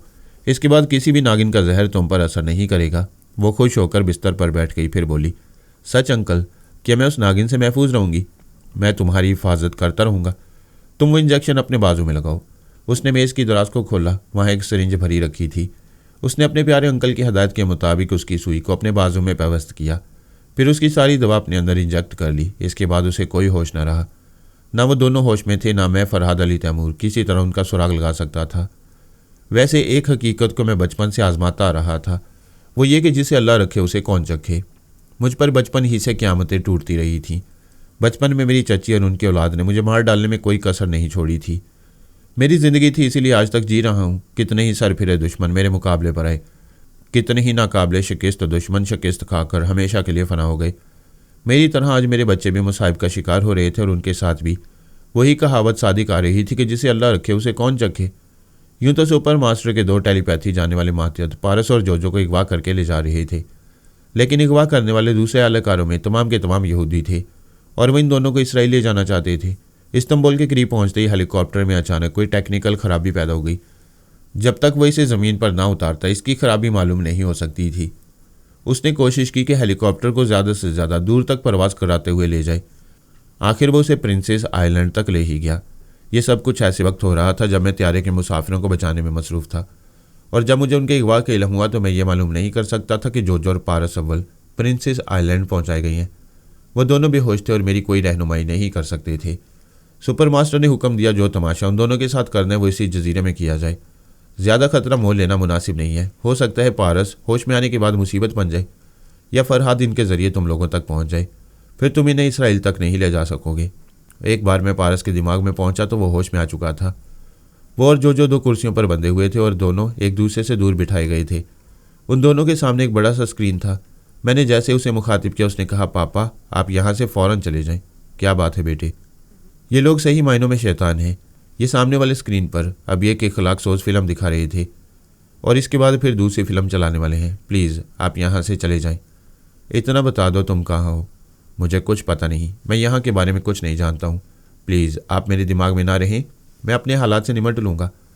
आप ज़्यादा से ज़्यादा 1 घंटे बाद आकर मेरी खैरियत मालूम कर लें। मैं उसके दिमाग से चलाया। मुझे सुपर मास्टर पर गुस्सा आ रहा था। वो कमबख्त ऐसी चालें चल रहा था कि मैं अपनी औलाद के दिमागों में पहुंचकर भी उनकी मदद नहीं कर सकता था। वहाँ वो बेशर्मी की इंतहा कर रहा था। मैं नहीं जानता कि अब पारस और जोजो के साथ क्या हो रहा है, लेकिन बाद में दूसरे ज़राए से जो कुछ मालूम हुआ उसे मैं बयान कर रहा हूँ। वो 2 अलग कुर्सियों पर बंधे हुए थे। वो एक बड़ा सा हॉल था। उनके सामने एक स्क्रीन पर फिल्म चल रही थी। जोजो ने आंखें बंद कर ली थी और कह रही थी, प्यारे प्यारे अंकल तुम भी गंदे बच्चे हो गए हो, तुम्हें शर्म नहीं आती? पारस ने भी आंखें बंद कर रखी थी और कह रहा था, जोजो जब तक तुम नादान बच्ची बनकर रहोगी हम नई नई मुसीबतों में मुब्तला होते रहेंगे। तुम फ़ौरन हर एक पर एतमाद कर लेती हो, दुश्मनों को अब भी प्यारा प्यारा अंकल कह रही हो। वो जहाँ थे उस बड़े से हॉल में एक बहुत बड़ा पलंग बिछा हुआ था। एक शख्स ने आकर कहा, तुम दोनों को आंखें खुली रखनी चाहिए वरना। एक तमंचा मारने की आवाज़ आई। जोजो के हलक से चीख निकली। उसकी आंखें खुल गईं। पारस ने आंखें खोलकर उधर देखा तो वो रो रही थी। तुम बहुत ख़राब बच्ची हो, लड़की को थप्पड़ मारते हो, तुम्हें शर्म नहीं आती? पारस बंधा हुआ था और जोर लगाकर रस्सी तोड़ने की कोशिश करते हुए कह रहा था, मर्द के बच्चे हो तो रस्सी खोलो। तुमने जोजो को एक तमांचा मारे, मैं तुम्हारे हाथ काट कर फेंक दूंगा। वास्ते हुए बोला, अपने माँ बाप को बुलाओ ताकि वो मेरे दिमाग में पहुंचने की नाकाम कोशिश करें। उन्हें यह कभी मालूम नहीं हो सकेगा कि तुम दोनों को कहाँ से लाया गया है। बहरहाल वो सामने बहुत ही खूबसूरत और आरामदेह पलंग देख रहे हो, ये तुम दोनों मियाँ बीवी के लिए है। इसमें कोई शर्म की बात नहीं है। सुना है जब से शादी हुई है तुमने इस दवाजी वजीफ़ा अदा नहीं किया है, और तुम कर भी कैसे सकते हो? तुम तो जहरीले हो, जिसके पास जाओगे वो बेचारी सलारा की तरह जहरीली मोहब्बत से मर जाएगी। फिर उसने हाथ उठाकर किसी को हुक्म दिया, इंजेक्शन ले आओ। एक मुलाजिम एक ट्रे पर सिरिंज और इंजेक्शन की छोटी सी शीशी लेकर आ गया। वो कहने लगा, दरअसल जो जज्बात को नहीं समझती है ये जहनी तौर पर अभी तक बच्ची है, लेकिन ये इंजेक्शन इस बच्ची को अचानक जवान बना देगा। उसने सिरिंज में कोई दवा भरी, फिर जोजो के पास आकर उसके एक बाजू की आस्तीन को पकड़कर एक झटके से फाड़ दिया। सिरिंज की सुई उसके बाजू में चुभोई, फिर दवा उसके अंदर इंजेक्ट कर दी। जोजो के चेहरे पर तकलीफ के आसार थे। वो बुड़बुड़ा रही थी, उन्हें बुरा भला कह रही थी। थोड़ी देर बाद वह चुप हो गई। उसकी आंखें बंद हो गईं। पारस उसे गौर से देख रहा था। वो ज़रा आगे पीछे झूम रही थी। उससे शख्स ने उसकी रस्सियाँ खोल दी। वो कुर्सी पर बैठे बैठे आंखें खोलकर इधर उधर देखते हुए बोली, कितना अच्छा लग रहा है, ये सामने की दीवार इधर से उधर घूम रही है। आहा, मेरे अंदर क्या हो रहा है, जी चाहता है हवा में उड़ने लगूं। वो कुर्सी से उछलकर खड़ी हो गई, जैसे उछलकर हवा में उड़ना चाहती हो, लेकिन डगमगा गई। गिरते गिरते संभल गई। फिर शराबियों की तरह इधर से उधर जाते हुए हंसने लगी। हंसते हंसते उसने अपने लिबास का एक हिस्सा फाड़ दिया। पारस ने चीख कर कहा, जोजो ये क्या कर रही हो? होश में आओ, देखो तुम्हारा बदन खुल रहा है। उस हॉल का एक दरवाज़ा खुलने लगा। उस दरवाजे में 4 पहलवान किस्म के हट्टे कट्टे मर्द नजर आए। वो सिर्फ लंगोट पहने हुए थे। उनके कसरती जिस्म चट्टान की तरह सख्त दिखाई दे रहे थे। उस शख्स ने कहा, यह 4 पहलवान बहुत ही बदमाश हैं, किसी बहन या बेटी की इज्जत का ख्याल नहीं करते। ये भी नहीं सोचेंगे कि जोजो तुम्हारी शरीक हयात है। उसने एक पहलवान से कहा, पारस की रस्सियाँ खोल दो। पारस आज़ाद हो गया, लेकिन उन पहलवानों ने उसे चारों तरफ से घेर लिया था। वो शख्स कह रहा था, ये गूंगे और बहरे हैं, तुम्हारा बाप इनके दिमागों तक नहीं पहुंच सकेगा। मगर तुम में दमखम है तो इन चारों की हड्डियां पसलियां तोड़ डालो। अगर लड़ाई झगड़ा नहीं करना चाहते तो एक शरीफ आदमी की तरह अपनी बीवी के पास जाओ और शौहर होने का हक अदा करो। उधर जोजो दीवाना वार कह के लगा रही थी और अपना लिबास नोच नोच कर फेंक रही थी। उस शख्स ने कमरे से जाते हुए कहा, मैं जा रहा हूँ, दरवाज़ा खुला रहेगा और ये चारों पहलवान इस बात के चशमदीद गवाह रहेंगे कि तुमने हमारे हुक्म की तामील की है। अगर तुम ऐसा नहीं करोगे तो फिर ये चारों पहलवान मैदान में आएंगे। फैसला तुम्हारे हाथ में है। तुम अपनी बीवी की इज्जत इन चारों से बचाना चाहते हो तो जाओ, अपनी बीवी को संभालो, वो दीवानी हो रही है। वो उस हॉल से बाहर चला गया। पारस ने गुस्से से चीख कर कहा, बेओ जलील शैतान के बच्चे, मैं जहरीला ज़रूर हूँ, लेकिन जोजो को अपने जहर से कभी नहीं मारूंगा। उसकी बात सुनते ही एक पहलवान ने लपक कर जोजो को पकड़ लिया, फिर उसे दोनों बाजू में उठाकर पलंग के ऊपर फेंक दिया। पारस एकदम से तड़प कर आगे बढ़ा तो उसके मुंह पर एक पहलवान का घूंसा पड़ा। अभी वो ना तो मार खाने में अपनी तौहीन समझ रहा था और ना ही किसी पर जवाबी हमला करना चाहता था। उसे जोजो की फिक्र थी। वो पहलवानों से कतरा कर उसे बचाने के लिए जाना चाहता था, लेकिन पीछे से एक लात पड़ी। वो अपना तवाज़न कायम न रख सका। सामने फर्श पर जाकर औंधे मुंह गिर पड़ा। इससे पहले कि वो उठता, चारों पहलवानों ने उसके दोनों हाथ और दोनों पांव पकड़ लिए। फिर उसे झुलाते हुए जोजो के पास पलंग पर फेंक दिया। कानों में उसी शख्स की आवाज़ गूंज रही थी। वो कह रहा था, निजात का कोई रास्ता नहीं है। यह न समझना कि ये सिर्फ 4 पहलवान हैं। अव्वल तो ये तुम्हारी हड्डियां पसलियां तोड़ देंगे। अगर किसी तरह बच निकलने में कामयाब हो भी गई तो इस हॉल के बाहर तुम्हें गोलियों से छलनी कर दिया जाएगा। जोजो दीवानवार कह के लगाते हुए उस पर छा गई थी। वह हैरानो परेशान अपने बचपन की साथी को, अपनी शरीके हयात को, अपनी जान को ऐसे रूप में देख रहा था जिसकी वो कभी तवक्को नहीं कर सकता था। वाकई निजात का रास्ता नहीं था। अगर वो जोजो को अपने जहर से महफूज रखना चाहता तो वो चारों पहलवान उसकी इज्जत के दुश्मन बन जाते। उससे शैतान के बच्चे सुपर मास्टर ने इंतहाई जहरीली चाल चली थी। वाकई निजात का कोई रास्ता नहीं था। यूं तो दुश्मनी हर कोई कर लेता है, मगर सलीके से कोई कोई करता है, क्योंकि दोस्ती करने के लिए ज़्यादा सोचने समझने की ज़रूरत नहीं पड़ती। दोस्ती के लिए सिर्फ जज्बा काफ़ी होता है, लेकिन दुश्मनी के लिए होशो हवास में रहना ज़रूरी होता है, क्योंकि ये गुस्से का नतीजा होती है और गुस्से के वक्त आदमी कभी होश में नहीं रहता। सुपर मास्टर तकरीबन 20 बरस से गुस्से में था। अपने बाप की मौत का इंतकाम मुझसे लेना चाहता था। इंतकामी कार्रवाई के लिए आदमी चाहे कितना ही ठोस और जामे मंसूबा बना ले, उस मंसूबे की बुनियाद में गुस्सा और थोड़ी बहुत हमाकत मौजूद रहती है। वह पारस और जोजो को एक 4 दीवारी में कैद करके उन्हें इस दवाजी वजीफ़ा अदा करने पर मजबूर कर रहा था। देखा जाए तो वह बड़ी दानिशमंदाना चाल चल रहा था। एक दुल्हन को उसके दुल्हा की मोहब्बत से कत्ल कराना चाहता था। अगर उसका मंसूबा यहीं तक होता तो शायद वो कामयाब हो जाता, लेकिन उसने 4 पहलवानों को मुकाबले पर भेजकर पारस को इस नतीजे पर पहुंचा दिया था कि उसे ऐसे भी मरना है, वैसे भी मरना है। तो फिर अपनी जोजो की जान का दुश्मन क्यों बने? जब मरने ही ठहरा तो फिर दुश्मनों से 2-2 हाथ करके जान देगा या जान लेगा? सुपर मास्टर के मंसूबे का कामयाब पहलू ये होता कि वो पारस को इस बात की जमानत देता कि इस दवाजी रिश्ते के बाद बला से जोजो मर जाए, मगर पारस को रिहा कर दिया जाएगा। हालांकि पारस कभी जोजो की हलाकत गवारा न करता, लेकिन ये बात सुपर मास्टर के नुक्ता नज़र से कह रहा हूँ। वो ये ख्याल कायम कर सकता था कि पारस अपनी जान बचाने के लिए खुदगर्ज बन सकता है, जोजो को मारकर अपनी निजात का रास्ता बना सकता है, लेकिन उसकी प्लानिंग में खराबी रह गई थी। उसने पारस के फरार का रास्ता बंद कर दिया था। वो भूल गए थे कि उसकी रगों में सांप का जहर दौड़ रहा है और सांप का रास्ता हर तरफ से रोका जाए, उसे निकलने का मौका ना दिया जाए तो वो फुंकारता है और डसना शुरू कर देता है। दवा के असर से जोजो पर दीवानगी तारी थी। वो अपने बालों को नोच रही थी, लिबास को तार तार कर रही थी। पारस नहीं चाहता था कि कोई उसे ऐसी हालत में देखे, लेकिन वो काबू में नहीं आ रही थी। उसने मजबूर होकर उसके सर को दोनों हाथों से थाम लिया और दोनों कनपट्टियों की मखसूस रगों पर अपने अंगूठों का दबाव डालना शुरू कर दिया। अचानक जोजो के कह के घुट गई, उसके हलक से कराह निकली, दीदे फैल गए, फिर आंखें बंद होने लगी। जिस्म ढीला पड़ गया। पारस ने उसे आहिस्तगी से लिटा दिया। वो बेहोश हो गई थी। उसने बिस्तर की चादर खींचकर उस पर डाल दी। वो अपनी शरीके हयात को अच्छी तरह चादर में छुपाने के बाद पहलवानों की तरफ घूम गया। उन चारों को बारी बारी देखकर बोला, ये लड़की इतनी मासूम है जितनी कोई नौज़ायदा बच्ची हो सकती है। तुमने इस बच्ची को ऐसे मुकाम तक पहुंचाया जहां उसका लिबास तार तार हो गया। अगर तुम लोगों ने शादियां की हैं तो तुम्हारे घरों में बेटियां ज़रूर होंगी, और अगर शादियां नहीं की तो बहनें यकीनन होंगी। एक लम्हे के लिए, सिर्फ एक लम्हे के लिए बाप या भाई की आंख से देखो, तुम्हें अपनी बेटी या बहन यहाँ बिस्तर पर चादर में लिपटी पड़ी नजर आएगी। फिर तुम्हें यह भी नजर आएगा कि हवसनाक दरिंदे उसे नोचने खसूटने आ रहे हैं। खुदा के लिए एक लम्हे के लिए से सिर्फ बाप या भाई की आंख से देखो। वो चारों कह के लगाने लगे। उनमें से एक ने कहा, उल्लू का पट्ठा हमारी बेटियों और बहनों का हवाला दे रहा है। अरे वो हमारे मजबूत बाजों की पनाह में रहती हैं, उन्हें यहाँ लाना तो दूर की बात है, कोई उनकी तरफ आंख उठाकर भी देखने की जरूरत नहीं कर सकता। पारस ने कहा, अपने अपने घर का पता बताओ, मैं चंद घंटों में तुम्हारी घर वालियों को इस 4 दीवारी में ले आऊँगा।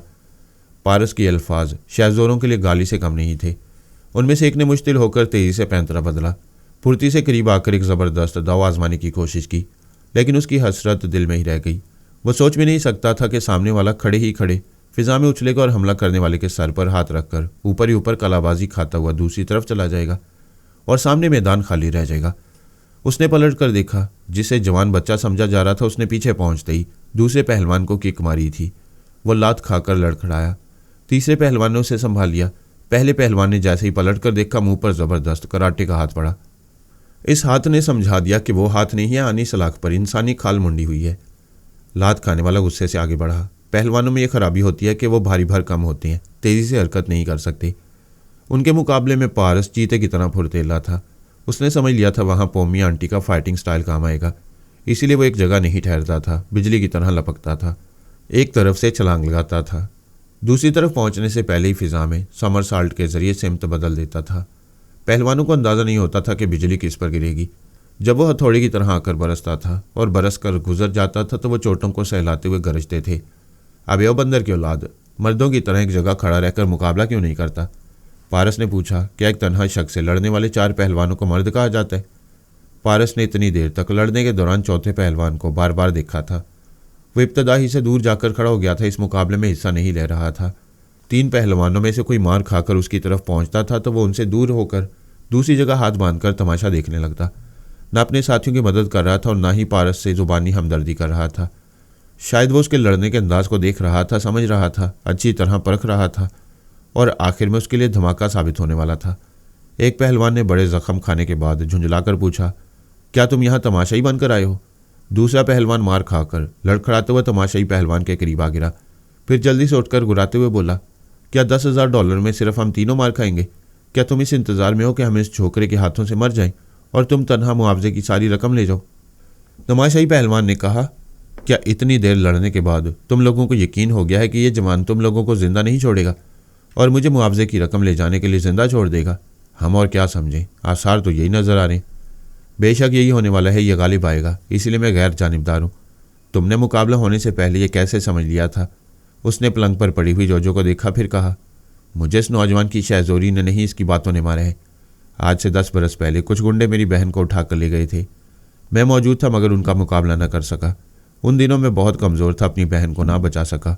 वो बेचारी किसी को मुंह दिखाने के काबिल न रही, उसने खुदकुशी कर ली। उस रोज़ मेरी समझ में आया कि कमज़ोरी इंसान को जीते जी मुर्दा बना देती है और मैं एक मुर्दे की तरह ज़िंदगी नहीं गुजारूंगा, ताकत हासिल करूंगा, ताकत।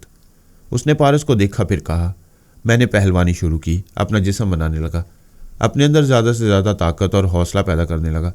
कितने ही पहलवानों से मार खाता रहा और उनसे तरह तरह के दाव पेच सीखता रहा। मैंने 4 बरस में इतनी कुव्वत हासिल कर ली कि अपनी बहन के कातिलों को ढूंढ ढूंढ कर मारने लगा। वह मुझसे माफ़िया मांगते थे, मेरे कदमों में सर रखते थे और मैं उनके सर कुचलता जाता था। आखिर मैंने उन्हें तड़पा तड़पा कर हमेशा के लिए ख़त्म कर दिया।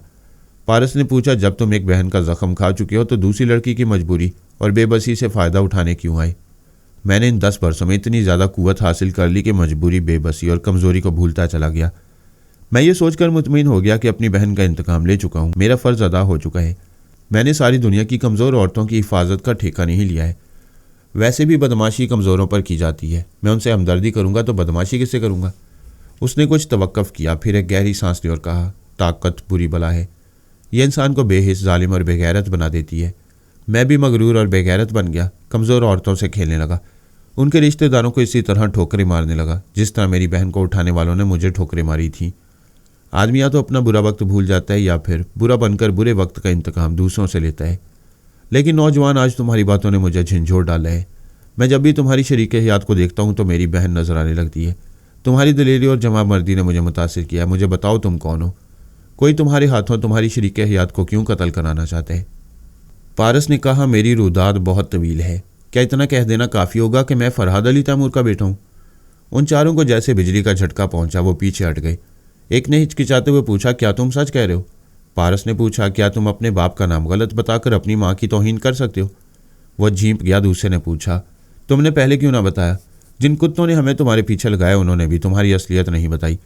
तीसरे ने परेशान होकर कहा, अरे बाप रे, हम अनजाने में अपने ऊपर टेलीपैथी का अजाब नाजिल कर रहे थे।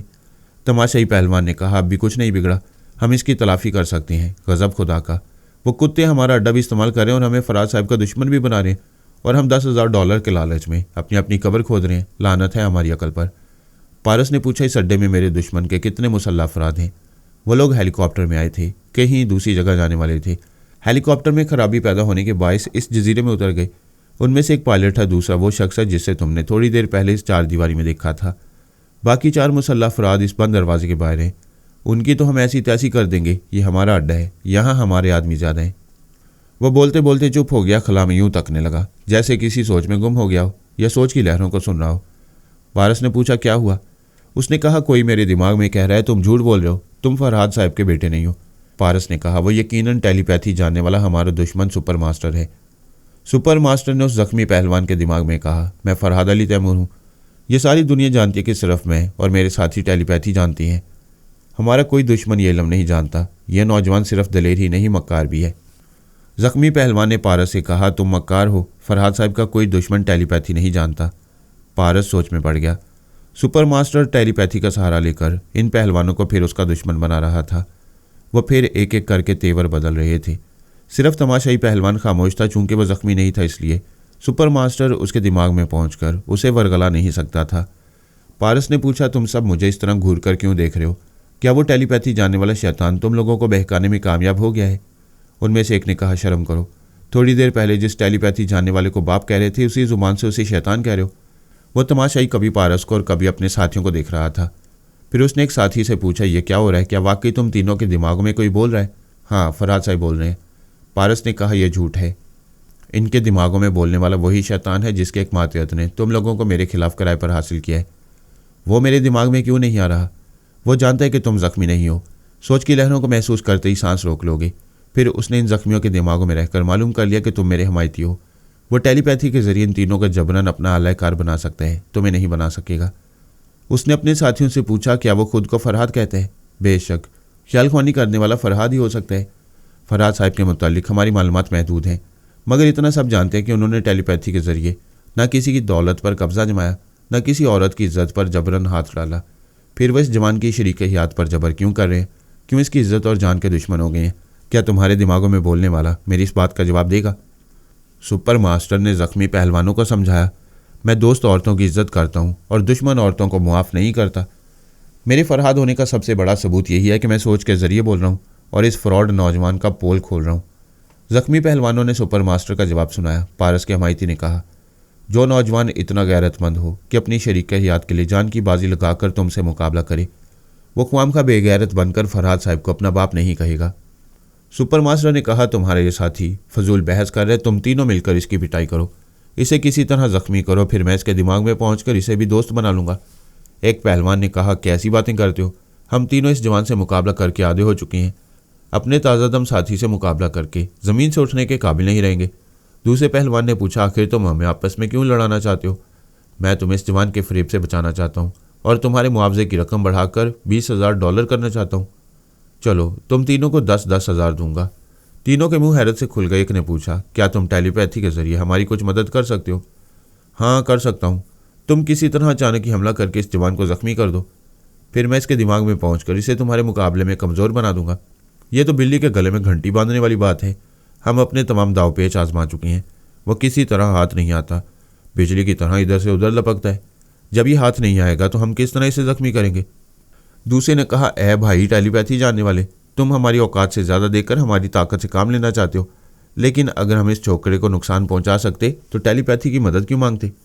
अच्छी बात है, मदद पहुंच रही है। जैसे ही दरवाजे पर दस्तक हो, फ़ौरन आगे बढ़कर खोल देना। मेरे मुसल्ला आदमी आ रहे हैं, वो अंदर आते ही नौजवान को गोली मार देंगे।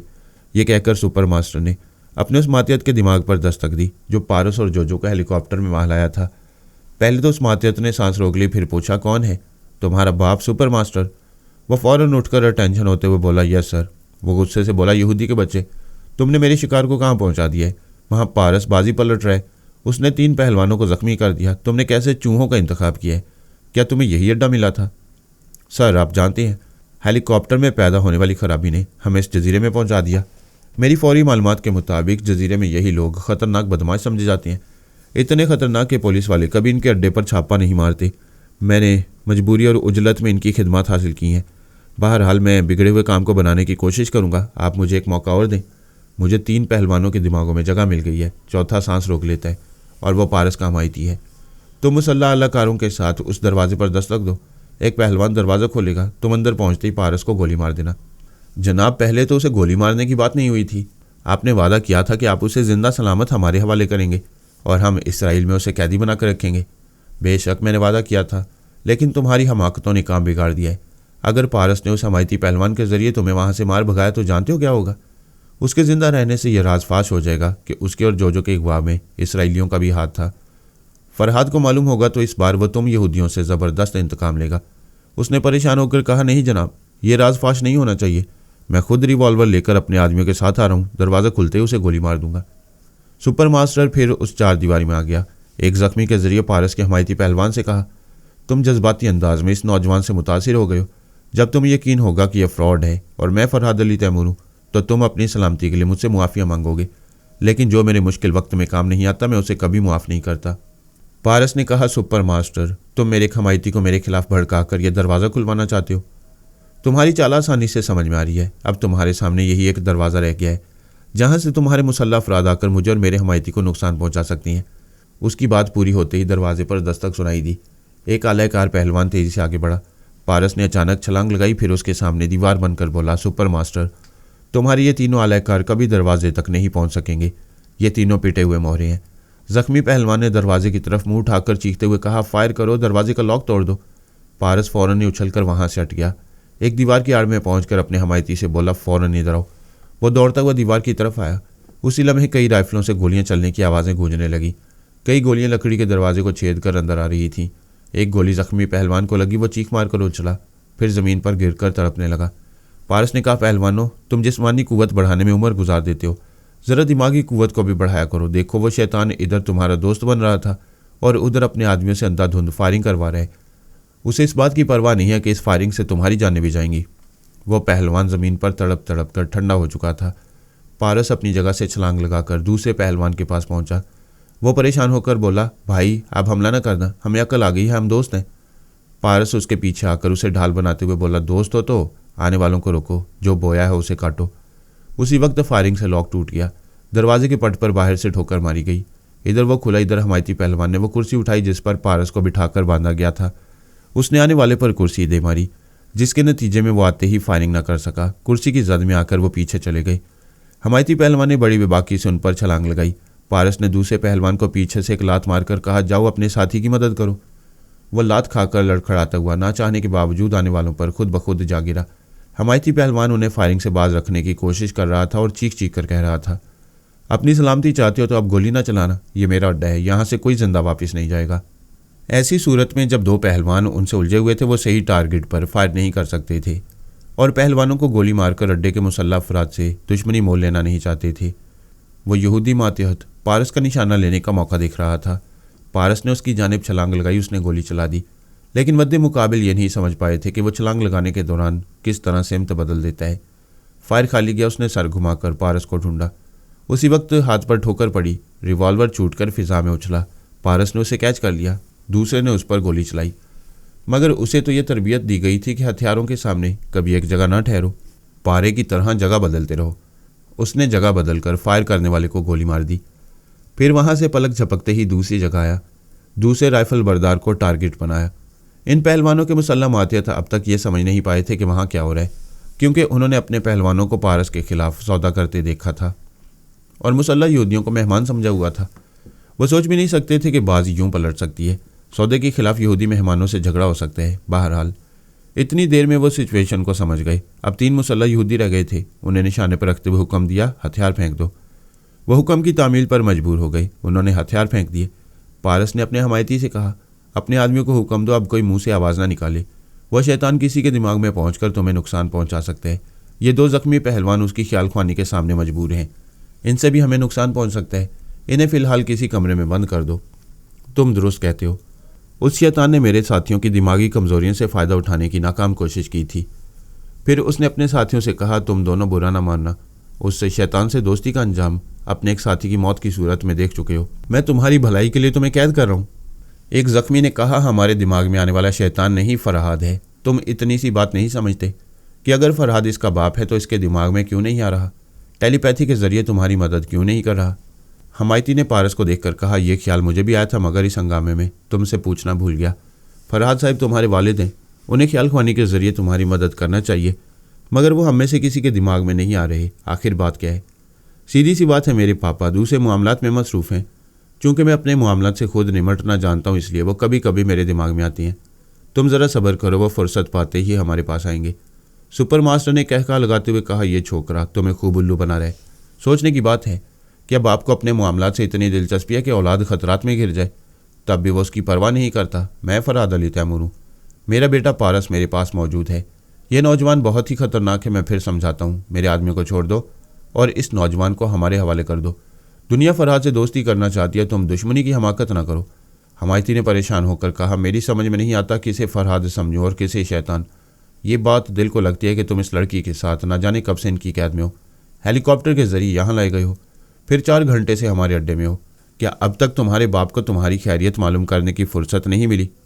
पारस ने कहा, बाज़ हालात में ऐसा होता है। मेरे पापा दिन रात किसी एक ही मामले में मसरूफ़ रहते हैं। तुम्हें मुझ पर भरोसा करना चाहिए।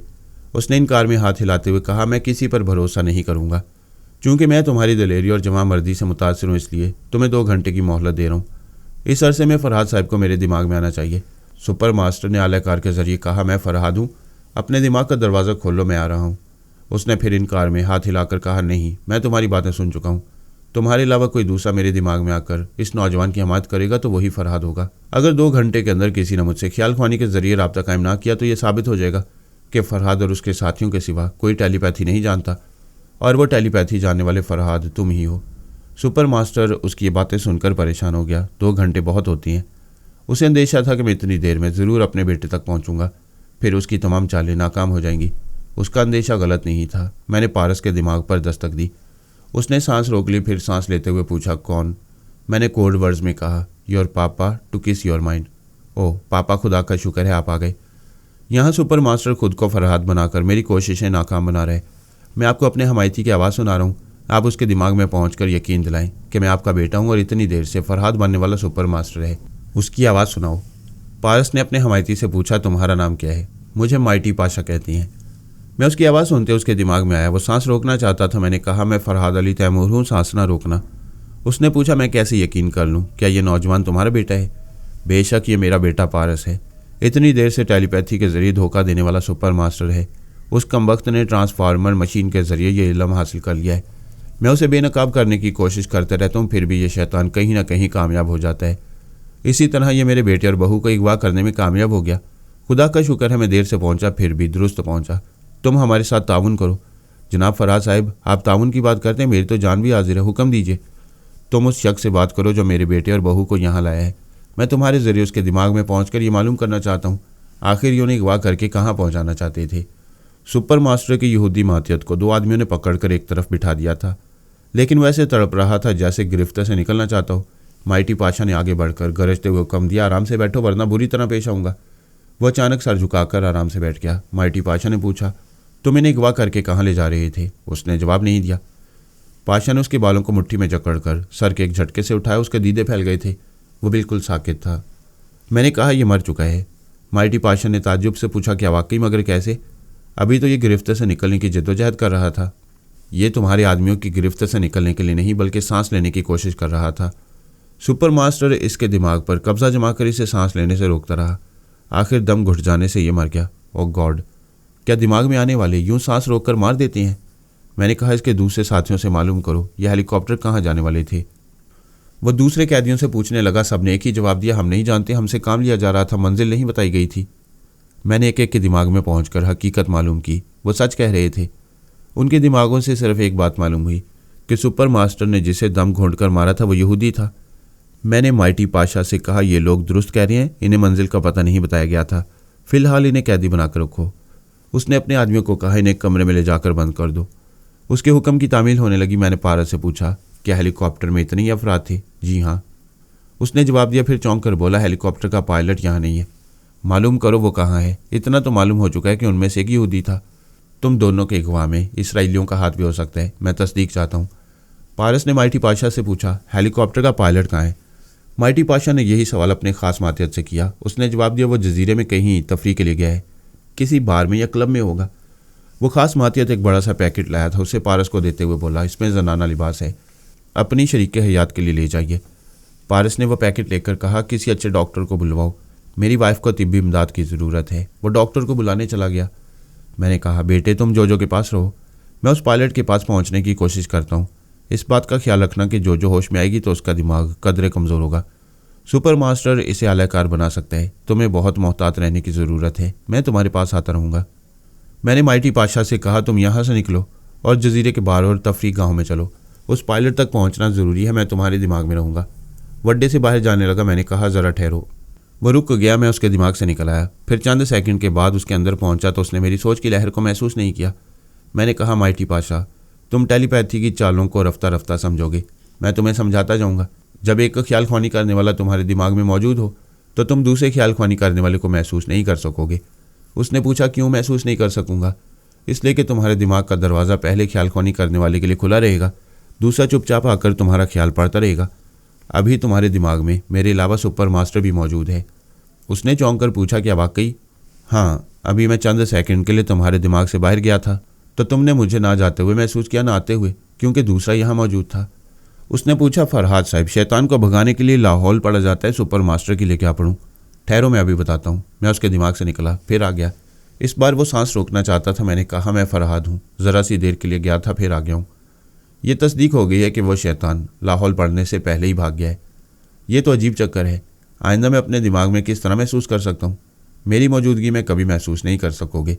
फ़िलहाल बचाव की एक तदबीर है। अपने साथ एक मातियत रखो, मुझे उसकी आवाज़ सुनाओ। मैं उसके दिमाग में रहकर जजीरे में तुम्हारे साथ घूमता रहूँगा। कोई ज़रूरत हुई तो उस मातियत की ज़ुबान से तुम्हें मुखातिब करूँगा। उसने फ़ौरन एक मातियत को तलब किया, उसकी आवाज़ सुनवाई। फिर मेरी हदायत के मुताबिक उसे हुक्म दिया कि वह हमेशा गूंगा बना रहेगा। उसकी ज़ुबान से सिर्फ फरहाद साहब बोला करेंगे। मैंने इस एहतियाती तदबीर से सुपर मास्टर को माइटी पाशा के दिमाग में जाने से रोक दिया। उसे समझा दिया कि फ़िलहाल वह मुझे भी दिमाग में ना आने दे। इसके बाद कोई भी ख्याल ख्वानी करने वाला उसके अंदर आएगा तो वह दुश्मन ही होगा। माइटी पाशा अपने मातियत के साथ एक कार में आकर बैठ गया। उसे स्टार्ट करके आगे बढ़ाते हुए बोला, एक सवाल करना चाहता हूँ, आप मुनासिब समझें तो जवाब दें। क्या सुपर मास्टर उस पायलट के दिमाग में नहीं पहुंचा होगा? कार साहली इलाके की तरफ जा रही थी। मैंने कहा, अभी गाड़ी में तुम दोनों हो, कोई तीसरा सुनने वाला नहीं है, इसलिए तुम्हारी मातियत की ज़ुबान से जवाब दे रहा हूँ। सुपर मास्टर शायद पायलट के दिमाग में पहुंच चुका होगा और शायद ना भी पहुंचा हो। हम ख्याल ख्वानी करने वाले बैक वक्त दर्जनों अफराद के लबो लहजे को याद नहीं रख सकते। अगर एक टीम हो तो टीम के तमाम अफराद तक पहुंचना ज़रूरी नहीं होता। उनके सरबराह और 2-4 ख़ास लोगों के दिमागों में जगह बनाना काफ़ी होता है। हो सकता है सुपर मास्टर ने उस यहूदी मातियत के दिमाग में जगह बनाई हो, बाकी सबको नज़रअंदाज कर दिया हो। माइटी पाशा ने कहा, हाँ, ये बात समझ में आती है। अगर वो शैतान सबके दिमागों में पहुंचता तो उनके जिन साथियों को हमने कैदी बना कर रखा है उन्हें भी टेलीपैथी के ज़रिए कत्ल कर देता। इस मामले में वो नाकाम रहा। आपको उनके ज़रिए ये तो मालूम हो गया कि उसके लिए काम करने वाला और उसके हाथों मरने वाला यहूदी था। खुदा करे वो पायलट भी उसकी टेलीपैथी से महफूज हो। मैंने कहा, तुम्हारे नाम से पता चलता है कि तुम आधे मुसलमान और आधे ईसाई हो। अल्हम्दुलिल्लाह, मैं सिर्फ मुसलमान हूँ। फिर ये माइटी पाशा का क्या मतलब हुआ? वो हंसते हुए बोला, मेरा असल नाम अकबर पाशा है। चूँकि मैंने इस जजीरे में काफ़ी ताकत हासिल कर ली है, इसलिए लोग मुझे माइटी पाशा कहते हैं। सिर्फ हमारा खुदा ऑल माइटी है, मैं तो महज माइटी हूँ। मैं इस दौरान किसी बेडरूम में आराम से लेटकर ख्याल ख्वानी नहीं कर रहा था। मेरी औलाद मुसीबत में और मैं आराम करूँ, भला ये कैसे हो सकता है? मैंने फ्रांसीसी अफसरान के ताउन से एक हेलीकॉप्टर हासिल किया था। उसमें सफ़र करता हुआ माइटी पाशा से रब्ता कायम किए हुए था। मेरी मंजिल वही प्रिंसेस आइलैंड थी।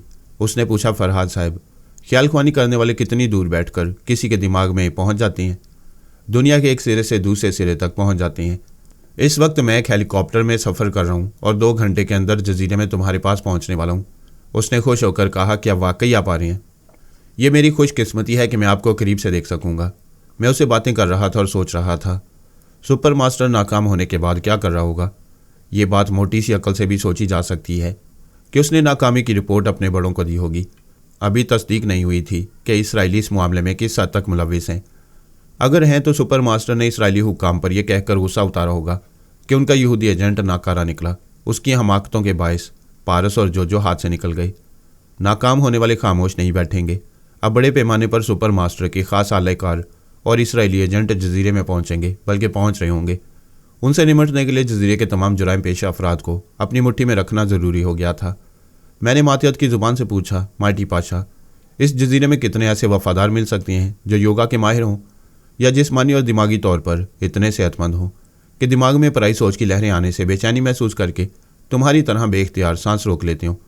उसने जवाब दिया, मैं नहीं जानता योगा के माहिर कौन लोग होते हैं, लेकिन मेरे जैसे सेहतमंद 20-25 वफादार ज़रूर मिल जाएंगे। यहाँ छोटे बड़े कितने गुंडे बदमाश होंगे? उसने मुस्कुराकर कहा, आपने दुनिया देखी है, यह तो जानते ही हैं कि ऐसे छोटे छोटे जजीरे दौलतमंदों की अय्याशी के लिए होती हैं। यहाँ ऐसे लोगों की आबादी है जो बड़े लोगों की अय्याशी का सामान फराहम करती हैं। यूँ समझिए, ढूंढने से शायद 2-4 शरीफ आदमी मिल जाए, वरना अमीर से लेकर गरीब तक सभी शैतान हैं। तुम ऐसे तमाम शैतानों को ख़रीदो जो बिकने पर आमादा हों। जनाब, इसके लिए काफ़ी रकम की ज़रूरत होगी। तुम्हें 2-4 घंटों में लाखों डॉलर मिल जाएंगे। लाखों डॉलर? उसका मुंह हैरानी से खुल गया। वो बड़ी मुश्किल से सांस लेते हुए बोला, जनाब कैसे मिलेंगे? मैं तुम्हें बताऊंगा, फिलहाल काम की बात करो। सुपर मास्टर नाकाम होने के बाद यहाँ खतरनाक लोगों को भेज रहा होगा। तुम्हारे पास भी वफादारों की फौज होनी चाहिए। फरहाद साहब, बदमाश आखिर बदमाश होते हैं, रकम के लालच में धोखा देते हैं। हमसे भी मुआवजा लेंगे, दुश्मनों से भी अपना उल्लू सीधा करेंगे। मेरी नज़रों में सिर्फ 25 ऐसे सेहतमंद जवान हैं जो उसूल के पक्के हैं, हमारे वफादार रहेंगे। इससे पहले कि सुपर मास्टर उन्हें खरीदे, तुम हर कीमत पर उन्हें हासिल कर लो। अभी कहीं से फ़ोन पर मामला तय करो। उनसे कहो रकम की अदायगी 6 घंटे बाद होगी। क्या 20-25 वफादारों से काम चल जाएगा? बाकी बदमाशों से भी रब्ता कायम करते रहो।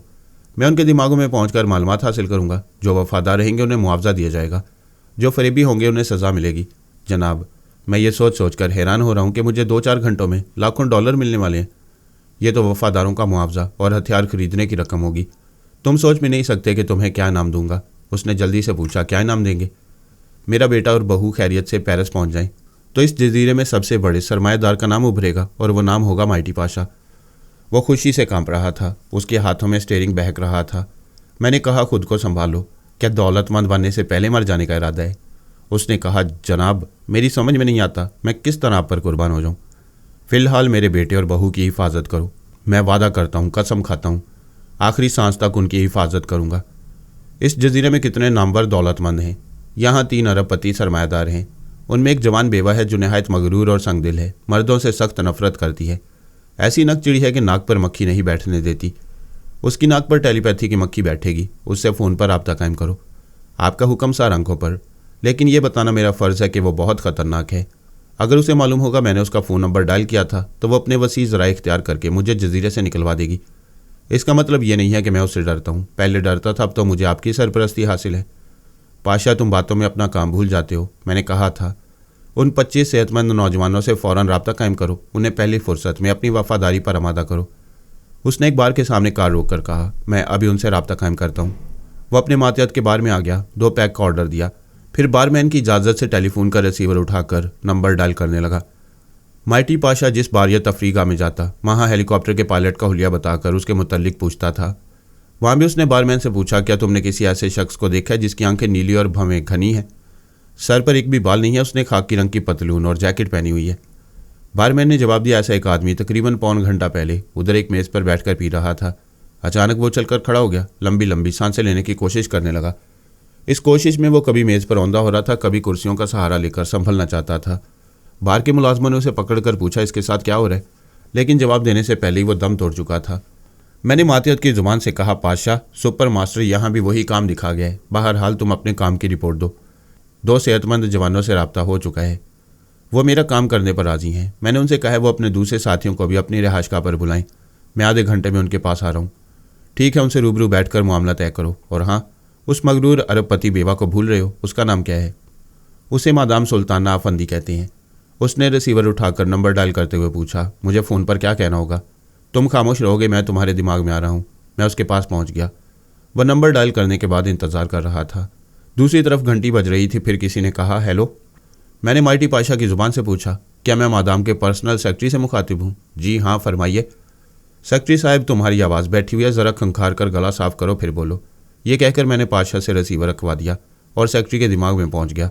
उस बेचारे ने खंखार कर गला साफ किया, फिर कहा, मिस्टर, मेरी आवाज़ ठीक है? शायद आपके रिसीवर में कुछ खराबी है। Hello hello.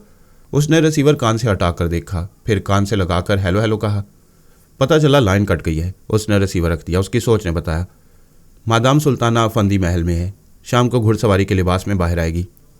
मैं उस सेक्रेटरी को सुल्ताना तक पहुंचाना चाहता था। इस ख्याल से उसके दिमाग ने सहम कर कहा, यह मैं क्या सोच रहा हूँ? महल में मादाम का जो मखसूस रिहायशी हिस्सा है, वहाँ आज तक किसी मर्द ने कदम नहीं रखा। बेशक मुझे तजस्सुस है, मैं वहाँ जाना चाहता हूँ, लेकिन ज़िंदगी से बेदार होने के बाद ही जा सकता हूँ। उस महल के मुतल्लिक सेक्रेटरी की मालूमात महदूद थी। वो इतना जानता था कि कहानी सलाखों की दीवार है जो महल को 2 हिस्सों में तकसीम करती है। सलाखों के उस पार जहाँ सुल्ताना रहती है, वहाँ 2 चीते आज़ादी से घूमते रहते हैं। उनमें से एक नर है, दूसरी मादा है। उनके बच्चे भी हैं। वो बच्चे रात को सुल्ताना के साथ बिस्तर पर सोते हैं। वो रोज़ाना एक गाय या 4 बकरे उन चीतों के आगे डालती थी। महल के पीछे मुख्तलिफ नस्ल के खूंखार कुत्ते थे जो सिर्फ सुल्ताना को पहचानते थे और उसके एक इशारे पर किसी भी दुश्मन की बोटियां नोचकर सिर्फ हड्डियों का ढांचा छोड़ देते थे। महल के खिस्से में एक ऐसी चारदीवारी थी जो आहनी जालियों से बनाई गई थी। उसमें दर्जनों जहरीले सांप थे जिन्हें वो अपने हाथों से दूध पिलाती थी। जो सांप उसे पसंद आता था उसके साथ खेलने के लिए खुद उसके मुंह से जहर निकालती थी, फिर दिल बहलाने के लिए उसे बेडरूम में ले जाती थी। इन आदात से जाहिर होता था कि वो कैसी दरिंदा सिफ्त औरत है। महल के मुलाजिम हों या महल की ज़रूरियात का सामान सप्लाई करने वाले लोग हों या पुलिस अफसरान हों, सब उसके सामने सर झुकाकर बात करते थे। उससे नज़रें मिलाते वक्त यूं लगता था जैसे उसकी आंखों से सांप फूंका रहे हो। वो कभी मुस्कुराती नहीं थी, लेकिन किसी को ठोकरें मारते वक्त कहके लगाती थी। यूं तो बड़े लोग छोटे लोगों को ठोकरें मारते ही हैं, लेकिन इस औरत के मिजाज में दरिंदगी और बेरहमी कूट कूट कर भरी हुई थी।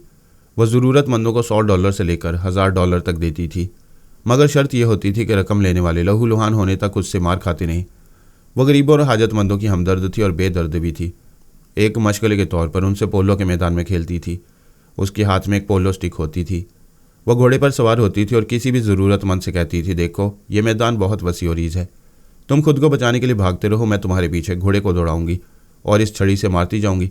अगर तुमने आधे घंटे तक खुद को बचा लिया तो मैं तुम्हें $500 दूंगी, और खुद को ना बचा सके तो मेरे हाथों लहूलुहान भी होगे और रकम भी सिर्फ $100 हासिल करोगे। वह ज़बरदस्त शिकारी थी। घुड़सवारी में उसे महारत हासिल थी। मैदान में आने वाले हाजतमंद आधे घंटे तक खुद को बचा नहीं पाते थे, उससे मार खाते खाते अपने ही लहू में डूब जाते थे। वो पर्सनल सेक्रेटरी ऐसे खूनी मनाजिर नहीं देख सकता था, नज़रें फेर लेता था। अब तक मैदान में एक ही शख्स ऐसा आया था जिसने खुद को आधे घंटे तक उसके जुल्म से बचाए रखा था। मादाम सुल्ताना अफंदी ने खुश होकर उसे $500 दिए और इनाम देते ही अचानक उसकी पिटाई शुरू कर दी। वो अपनी शिकस्त बर्दाश्त नहीं कर सकती थी। उसके आदमियों ने इस बाजी जीतने वाले को बांध दिया था। सुल्ताना ने जी भर के पिटाई करने के बाद उसे और $500 दिया और हुक्म दिया, चले जाओ यहाँ से, आइंदा कभी जजीरे में नजर ना आना। अगर मेरे गुलामों ने तुम्हें देख लिया तो गोली मारकर समुंदर में फेंक देंगे। मैं जिसे शिकार करती हूँ उसकी लाश पुलिस वालों को कभी नहीं मिलती। मैं पर्सनल सेक्रेटरी के ख्यालात पढ़ रहा था। वो एकदम से चौंक गया। इंटरकॉम से आवाज़ आ रही थी। उसने फ़ौरन रिसीवर उठाकर कहा, यस मादाम। मादाम सुल्ताना फंदी की पत्थर जैसी आवाज़ सुनाई दी। मैं इजाज़तनामा भेज रही हूँ, उसके मुताबिक सफ़ेद अरबी घोड़े की कीमत अदा कर दो। मेरी मुराद पूरी हो गई। मैंने उसकी आवाज़ सुन ली। कमबख्त ऐसे बोल रही थी जैसे फ़ोन के ज़रिए सुनने वाले के दिमाग में पत्थर मार रही हो। मैंने पर्सनल सेक्रेटरी के पास से परवाज़ की और उसके दिमाग में पहुँच गया। उसने कुछ बेचैनी सी महसूस की। आखिर जहरीले सांपों और दरिंदों के साथ खेलने वाली औरत थी। यकीनन मजबूत दिमाग और मुस्तहकम कुव्वत इरादी की मालिक थी। उसकी छठी हिस्स ने कहा, कोई गैर मामूली बात है? मैंने उसके लहजे में मुस्कुराते हुए कहा, भला गैर मामूली बात क्या हो सकती है? क्या मैं एक कमज़ोर औरत की तरह अपने अंदर कभी कमज़ोरी महसूस कर सकती हूँ? मैं तो शेरनी हूँ। मैंने उसे बहला दिया था। वो एक हैंगिंग चेयर पर बैठी आहिस्ता आहिस्ता झूल रही थी। करीब एक उधेड़ उम्र की औरत अदब से खड़ी हुई थी। उसने मादाम की तरफ एक लेटर पैड बढ़ाया। उस लेटर पैड का कागज़ मादाम के लिए ख़ास तौर पर तैयार किया जाता था। इसका रंग हल्का आसमानी होता था और इसमें से भीनी भीनी खुशबू उभरती थी। उसने पैड पर लिखा था, सफ़ेद अरबी घोड़े की कीमत $6000 अदा कर दी जाए। वो इजाज़तनामा भी था। अदायगी के लिए रसीद भी थी ताकि दौलत की आमदोरफ्त का हिसाब रहे। मैंने उसके दिमाग पर पूरी तरह कब्जा जमा लिया। उसके हाथ से दूसरा इजाज़तनामा लिखवाया। उसने कहा, एक ब्रीफ केस में $5 लाख रखकर उसे असिस्टेंट सेक्रेटरी के हवाले करो और उसे हदायत करो वो ये रकम लेकर कार में साउथ बार के सामने इंतज़ार करे। एक शख्स आकर ये अल्फाज अदा करेगा, दौलत सिर्फ मौत के बाद साथ नहीं छोड़ती, ज़िंदगी में भी साथ छोड़ देती है। ऐसे अल्फाज अदा करने वाले को वो ब्रीफ केस दे दिया जाए, उससे और कोई बात न की जाए। वह ब्रीफ केस देकर चुपचाप वहाँ से चलाए। उसने ये तहरीर देखी, नीचे दस्तखत कर दिए, फिर उसे उधेड़ उम्र की औरत के हवाले कर दिया। वह अदब से उल्टे पाँव चलती हुई ख्वाबगाह से बाहर आई। बाहर चीते टहल रहे थे जो उसे पहचानते थे। वाहनी सलाखों वाली दीवार के पास आई, दरवाजे के ताले को खोला, फिर बाहर आकर उसे दूसरी तरफ से लॉक कर दिया। वहाँ से चलती हुई महल के मुख्तलिफ हिस्सों से गुजरती हुई पर्सनल सेक्रेटरी के पास आई और वह 2 रसीदें उसके सामने पेश कर दी। सेक्रेटरी ने दूसरी रसीद को पढ़कर ताजुब से पूछा, $5 लाख इतने पुरस्कार अंदाज में क्यों अदा किए जा रहे हैं? वो सोच सकता था, शुबा भी कर सकता था, मगर मादाम के तहरीरी हुक्म के बाद कोई सवाल करने की जुर्रत नहीं कर सकता था। वो जहाँ बैठकर कारोबारी काम करता था वहाँ उसके पीछे एक बड़ा साहनी दरवाज़ा था। वो एक तिजोरी का दरवाज़ा था और तिजोरी का साइज़ एक बड़े कमरे के बराबर था। उसने एक रजिस्टर में दोनों रसीदों का हवाला देकर रकम की तफसीलात दर्ज की। फिर उस साहनी दरवाजे के पास जाकर उसके मखसूस नंबर डायल किए। इसके बाद दूसरी तरफ मुंह घुमाकर खड़ा हो गया। वो उधेड़ उम्र की औरत दरवाजे के पास आई। उसने भी चंद मखसूस नंबर डायल किए, फिर एक बटन दबाया। इसके साथ ही वो दरवाज़ा खुद ब खुद खुलता चला गया। पर्सनल सेक्रेटरी और उधेड़ उम्र की औरत दोनों ही सुल्ताना अफंदी के भरोसे के मुलाजिम थे। उनमें से कोई तनहा वो दरवाज़ा नहीं खोल सकता था। दोनों को एक दूसरे के मखसूस नंबरों की तरतीब मालूम नहीं होती थी। वह खुले हुए दरवाजे से अंदर आए। चारों तरफ दीवारों पर बड़े बड़े रैक बने हुए थे। एक रैक में ऊपर से नीचे तक नोटों की भारी गड्डियां रखी हुई थीं। दूसरी दीवार के एक रैक में इसी तरह ऊपर से नीचे तक हीरे जवाहरात जगमगा रहे थे। यूं लगता था जैसे कोई अली बाबा 40 चोर के खजाने तक पहुंच गया हो। एक रैक में इस दौलत, ज़मीन और जायदाद से ताल्लुक़ रखने वाली दस्तावेजात रखी हुई थी। सेक्रेटरी ने अरबी घोड़े की अदायगी के लिए $6000 निकाल कर एक लिफाफे में रखे। फिर एक ब्रीफ केस में $5 लाख रखकर उसे बंद किया। इसके बाद बाहर आ गया। उसने एक बटन को दबाया तो दरवाज़ा पहले की तरह खुद ब खुद बंद हो गया। उसे अपने मखसूस नंबरों की तरतीब से लॉक करने के बाद वो कुर्सी पर आ गया। उस औरत ने भी उसे अपने मखसूस नंबरों से लॉक किया, फिर वहाँ से चली गई। पर्सनल सेक्रेटरी ने अपने असिस्टेंट को तलब किया और कहा, ये ब्रीफ केस ले जाओ और साउथ बार के सामने अपनी गाड़ी में बैठे रहो। एक शख्स तुम्हारे पास आएगा, मखसूस कोड वर्ड्स अदा करेगा। तुम ये ब्रीफ केस उसके हवाले करके चुपचाप चले आना, उस शख्स से कोई बात ना करना। उसने अपने असिस्टेंट को मखसूस कोड वर्ड्स याद करा दिए। वह ब्रीफ केस लेकर रवाना हो गया। जब वह महल से बाहर आकर अपनी गाड़ी में बैठा तो मैंने उस गाड़ी का रंग, मॉडल और नंबर मालूम किया। फिर माइटी पाशा के पास आ गया। वह एक बड़े से हॉलनुमा कमरे में ऐसे जवानों के साथ बैठा हुआ था जो सब के सब बॉडी बिल्डर थे। वो उनसे कह रहा था, मैं एक माह के लिए तुम सबकी खिदमत हासिल करना चाहता हूँ। इसके लिए तुम में से हर जवान को $10,000 दूंगा। एक जवान ने कहा, फरहाद साहब के काम आना हमारी खुशकिस्मती है और फिर $10,000 हमारी तवक्को से बहुत ज़्यादा हैं। दूसरे जवान ने कहा, हम इनके बेटे और बहू के लिए जान की बाजी लगा देंगे। तीसरे ने कहा, तुम एक माह की बात कर रहे हो, हम जिंदगी इनके लिए वक्फ करने को तैयार हैं। क्या फरहाद साहब हमसे गुफ्तगू करना पसंद करेंगे? मैंने पाशा की मातियत की ज़ुबान से कहा, मैं फरहाद अली तैमूर तुम सबसे मुखातिब हूँ।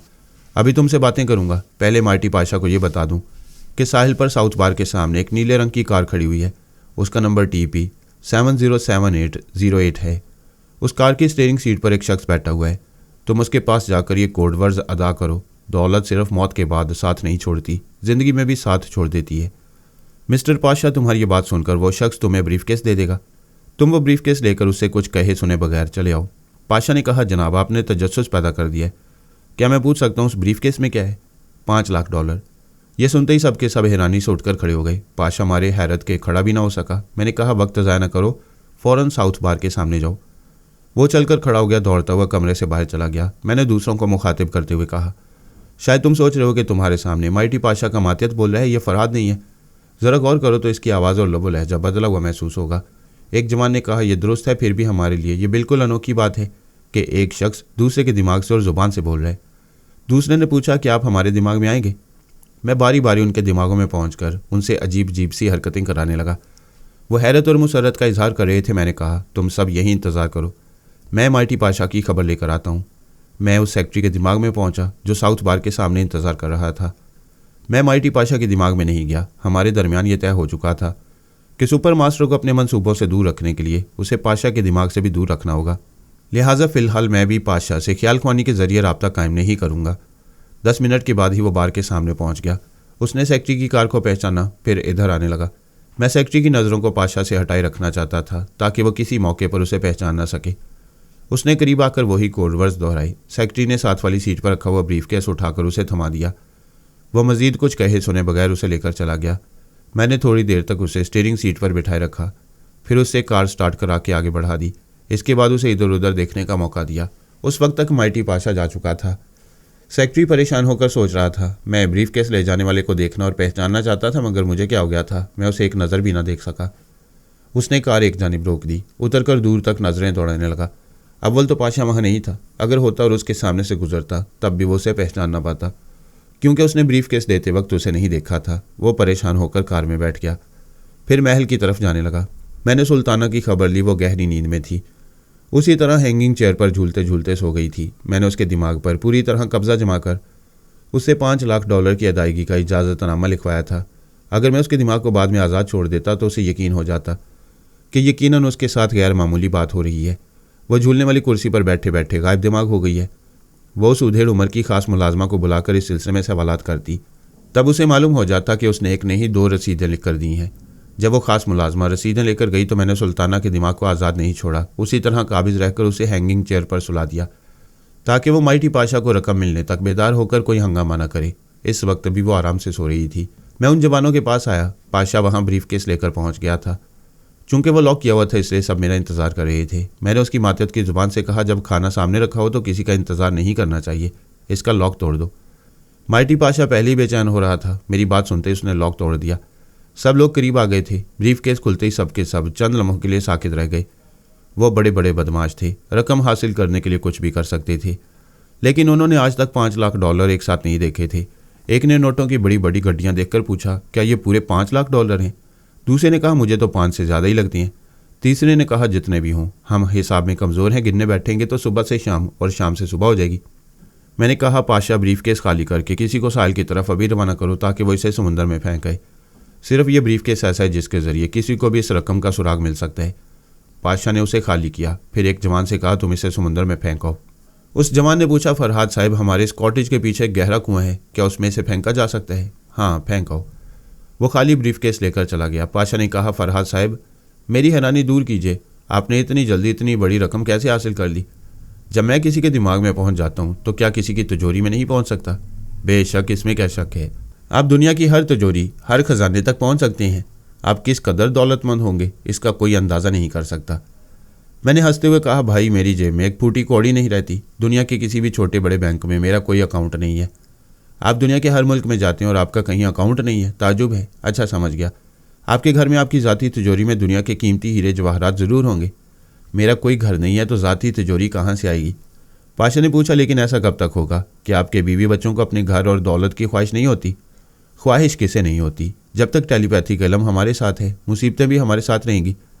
ये बड़े ममालिक और ख़तरनाक तंजीमों के जराइम पेशा अफराद हमें सुकून से कभी घर में नहीं रहने देंगे। हमारा घर होगा तो उसे खंडर बनाया जाएगा, दौलत होगी तो लूट ली जाएगी। आपने कभी सोचा कि बुढ़ापे में क्या होगा? हाँ, सोचा है। मेरा दिमाग दूसरे बूढ़ों की तरह कमज़ोर होगा, मैं ख्याल ख्वानी नहीं कर सकूंगा। दुनिया का हर बूढ़ा अपनी औलाद के रहमो करम पर होता है। औलाद सादतमंद हो तो उसका बुढ़ापा आराम से गुजर जाता है, वरना वो किसी खैराती इदारे में खांसते खांसते और बलगम थूकते थूकते मर जाता है। लेकिन आपका बुढ़ापा दूसरों से मुख्तलिफ होगा। दुश्मनों को जैसे इल्म होगा कि आप बूढ़े और कमज़ोर हो चली हैं, तो वह खुदा न खास्ता पहली फुर्सत में आपको ख़त्म कर देंगे। मारने वाले से बचाने वाला ज़्यादा ताकतवर है। खुदावंद करीम ने मुझे 2 बेटे दिए हैं, दोनों सादतमंद हैं, दोनों ही दिलेर ज़हीन और हर तरह के इल्म व फ़नून से मालामाल हैं। मेरा ख्याल है औलाद अच्छी और मजबूत हो तो बूढ़े बाप के लिए इससे मजबूत किला कोई नहीं होता। वह जवान ब्रीफकेस कुएं में फेंक कर आ गया था। मैंने कहा, पाशा, में इन तमाम जवानों के दिमागों में जाकर इन्हें अच्छी तरह समझ गया हूँ। ये मेरे वफादार रहेंगे। तुम अपने वादे के मुताबिक हर जवान को $10,000 अदा कर दो। जब मैं अपने बच्चों के साथ यहाँ से जाऊँगा तो इन्हें कुछ और रकम भी नाम के तौर पर मिलेगी। माइटी पाशा ने $2 लाख अलग करके मेज़ पर रखते हुए कहा, तुम 20 जवान हो, 10,000 के हिसाब से बांट लो। एक जवान ने कहा, यह हमारी ज़िंदगी का पहला सौदा है, काम से पहले ही दाम मिल रहे हैं, बेहतर होता अगर हमें कोई काम बताया जाता। मैंने कहा, सुपर मास्टर माइटी पाशा के अड्डे को जानता है, वहाँ मेरे बच्चे ज़्यादा महफूज नहीं रह सकेंगे। ये बताओ, इनके लिए यहाँ महफूज जगह कौन सी हो सकती है? मुझे सिर्फ 1 रात के लिए जगह चाहिए। सिर्फ 1 रात के लिए क्यों? कल से वो सुल्ताना फंदी के महल में रहेंगे। सबने चौंक कर पाशा के मातियत को देखा, क्योंकि मैं उसी की ज़ुबान से बोल रहा था। पाशा ने कहा, जनाब, हम बात बात पर हैरान हो रहे हैं। ये मानते हैं कि टेलीपैथी के जरिए हैरत अंगेज़ कारनामे अंजाम दिए जाते हैं, लेकिन मादाम सुल्ताना फंदी नहायत मगरूर और जालिम औरत है।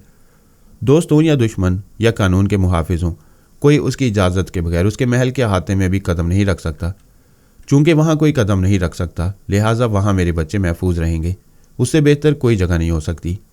एक जवान ने कहा, अगर एक ही रात की बात है तो दोनों इसी कॉटेज में रह सकते हैं। हम सब इस कॉटेज के बाहर जागते रहेंगे, एक चूंटी को भी इधर नहीं आने देंगे। एक ने पूछा, क्या उन्हें यहाँ छुपा कर लाया जाएगा? मैंने कहा, सुपर मास्टर इतनी देर में बहुत दूर तक जाल फैला चुका होगा। उसके आदमियों की नज़र माइटी पाशा पर होगी कि यह कहाँ कहाँ जा रहा है और क्या करता फिर रहा है। इसके अड्डे के आसपास निगरानी करने वाले मौजूद होंगे। मेरा बेटा और बहू ख्वाह किसी मेकअप में आए, अड्डे से निकलते ही पहचान लिए जाएंगे, लिहाजा वो छुप कर नहीं आएंगे। उन्हें कहीं से आने वाली अंधी गोलियों से बचाना तुम्हारा काम है। आप हम पर भरोसा करें, हम उन्हें बाहिफाजत यहाँ ले आएंगे। उन्होंने 3 वैगन कारें ली, फिर पाशा के साथ उसके अड्डे में पहुँच गए। जो होश में थी एक बिस्तर पर लेटी हुई थी, वो बहुत कमज़ोर लग रही थी। उसे याद नहीं था कि किस तरह उसे एक इंजेक्शन के ज़रिए दीवानगी में मुब्तला किया गया था और उसकी बेहोशी के दौरान पारस पर क्या गुजरती रही। मैंने कोड वर्ड्स के ज़रिए पारस को मुखातिब किया। उसने कहा, यस पापा। मैंने कहा, जो बहुत कमज़ोर है, सुपर मास्टर इसके दिमाग में हर वक्त आ सकता है और इसे आलाकार बनाकर हमारी परेशानियों में इजाफा कर सकता है। यही परेशानी मुझे भी है। मैं इसे जल्द से जल्द बाबा साहब के इदारे में पहुंचाने की कोशिश करूंगा। फ़िलहाल तुम पाशा और दूसरे वफादारों के साथ एक कॉटेज में जाओ। पापा, यहाँ और वहाँ में क्या फ़र्क है? सुपर मास्टर जो के दिमाग में रहकर मालूम कर लेगा कि वह दूसरी जगह कहाँ है। हमला यहाँ भी हो सकता है, वहाँ भी हो सकता है। फ़र्क है बेटे, ये अड्डा बदनाम है। सुपर मास्टर यहाँ कानून की मदद से हमला कर सकते हैं। किसी कॉटेज वगैरह पर सिर्फ उसके आलाकार ही हमला कर सकती हैं। उनसे हमारे वफादार निमट लेंगे। उसी वक्त माइटी पाशा ने वहाँ पहुँच कहा, पारस बाबा, आपके पापा ने। पारस ने बात काट कर कहा, दूसरी जगह हमारी रिहाइश का इंतज़ाम किया है। वह झीम कर बोला, मैं भूल गया था कि टेलीपैथी मुझसे पहले आपके पास पहुँच सकती है। मिस्टर पाशा, मुझे ये बताएं, हम यहाँ से किस तरह दूसरी जगह जाएंगे? आप अपनी शरीक हयात के साथ एक वैगन कार में बैठेंगे, हमारी गाड़ियाँ आपके आगे पीछे होंगी। पारस ने सोच के जरिए कहा, पापा इसे समझाइए। यहाँ से इसका एक आदमी जनाना लिबास पहनकर उस वैगन कार में बैठेगा, दूसरा आदमी मेरा लिबास पहनकर इसके साथ जाएगा। इनके जाने के बाद मैं जोजो के साथ तन्हा किसी गाड़ी में जाऊँगा। मैंने कहा, प्लानिंग अच्छी है, लेकिन ये भूल रहे हो कि सुपर मास्टर जोजो के पास रहकर तुम्हारे फ्रॉड को समझ लेगा। वो नहीं समझ पाएगा। आप जोजो के दिमाग पर कब्जा जमा कर रखेंगे, उसके दिमाग को लॉक रखेंगे। क्या मेरा आइडिया गलत है? Wonderful idea. मैं भूल गया था कि मैं उसके दिमाग को कुछ देर तक लॉक रख सकता हूँ। क्या सुपर मास्टर पाशा के दूसरे आदमियों को ट्रैप कर सकते हैं? नहीं, वो सब बॉडी बिल्डर हैं, वो सोच की लहरों को दिमाग में जगह नहीं देंगे। मैंने पाशा को समझाया कि अब पारस और जोजो की जगह उनके लिबास में उसके 2 आदमी जाएंगे। उसके हुक्म पर उसके एक आदमी ने जनाना लिबास पहना, दूसरे ने पारस का लिबास पहन लिया। मैंने जोजो के दिमाग में आकर एक साथ के लिए उसकी सांस रोकी ताकि सुपर मास्टर छुपा हो तो सांस रोकते ही निकल जाए। फिर मैंने उसके दिमाग पर पूरी तरह कब्जा जमा लिया।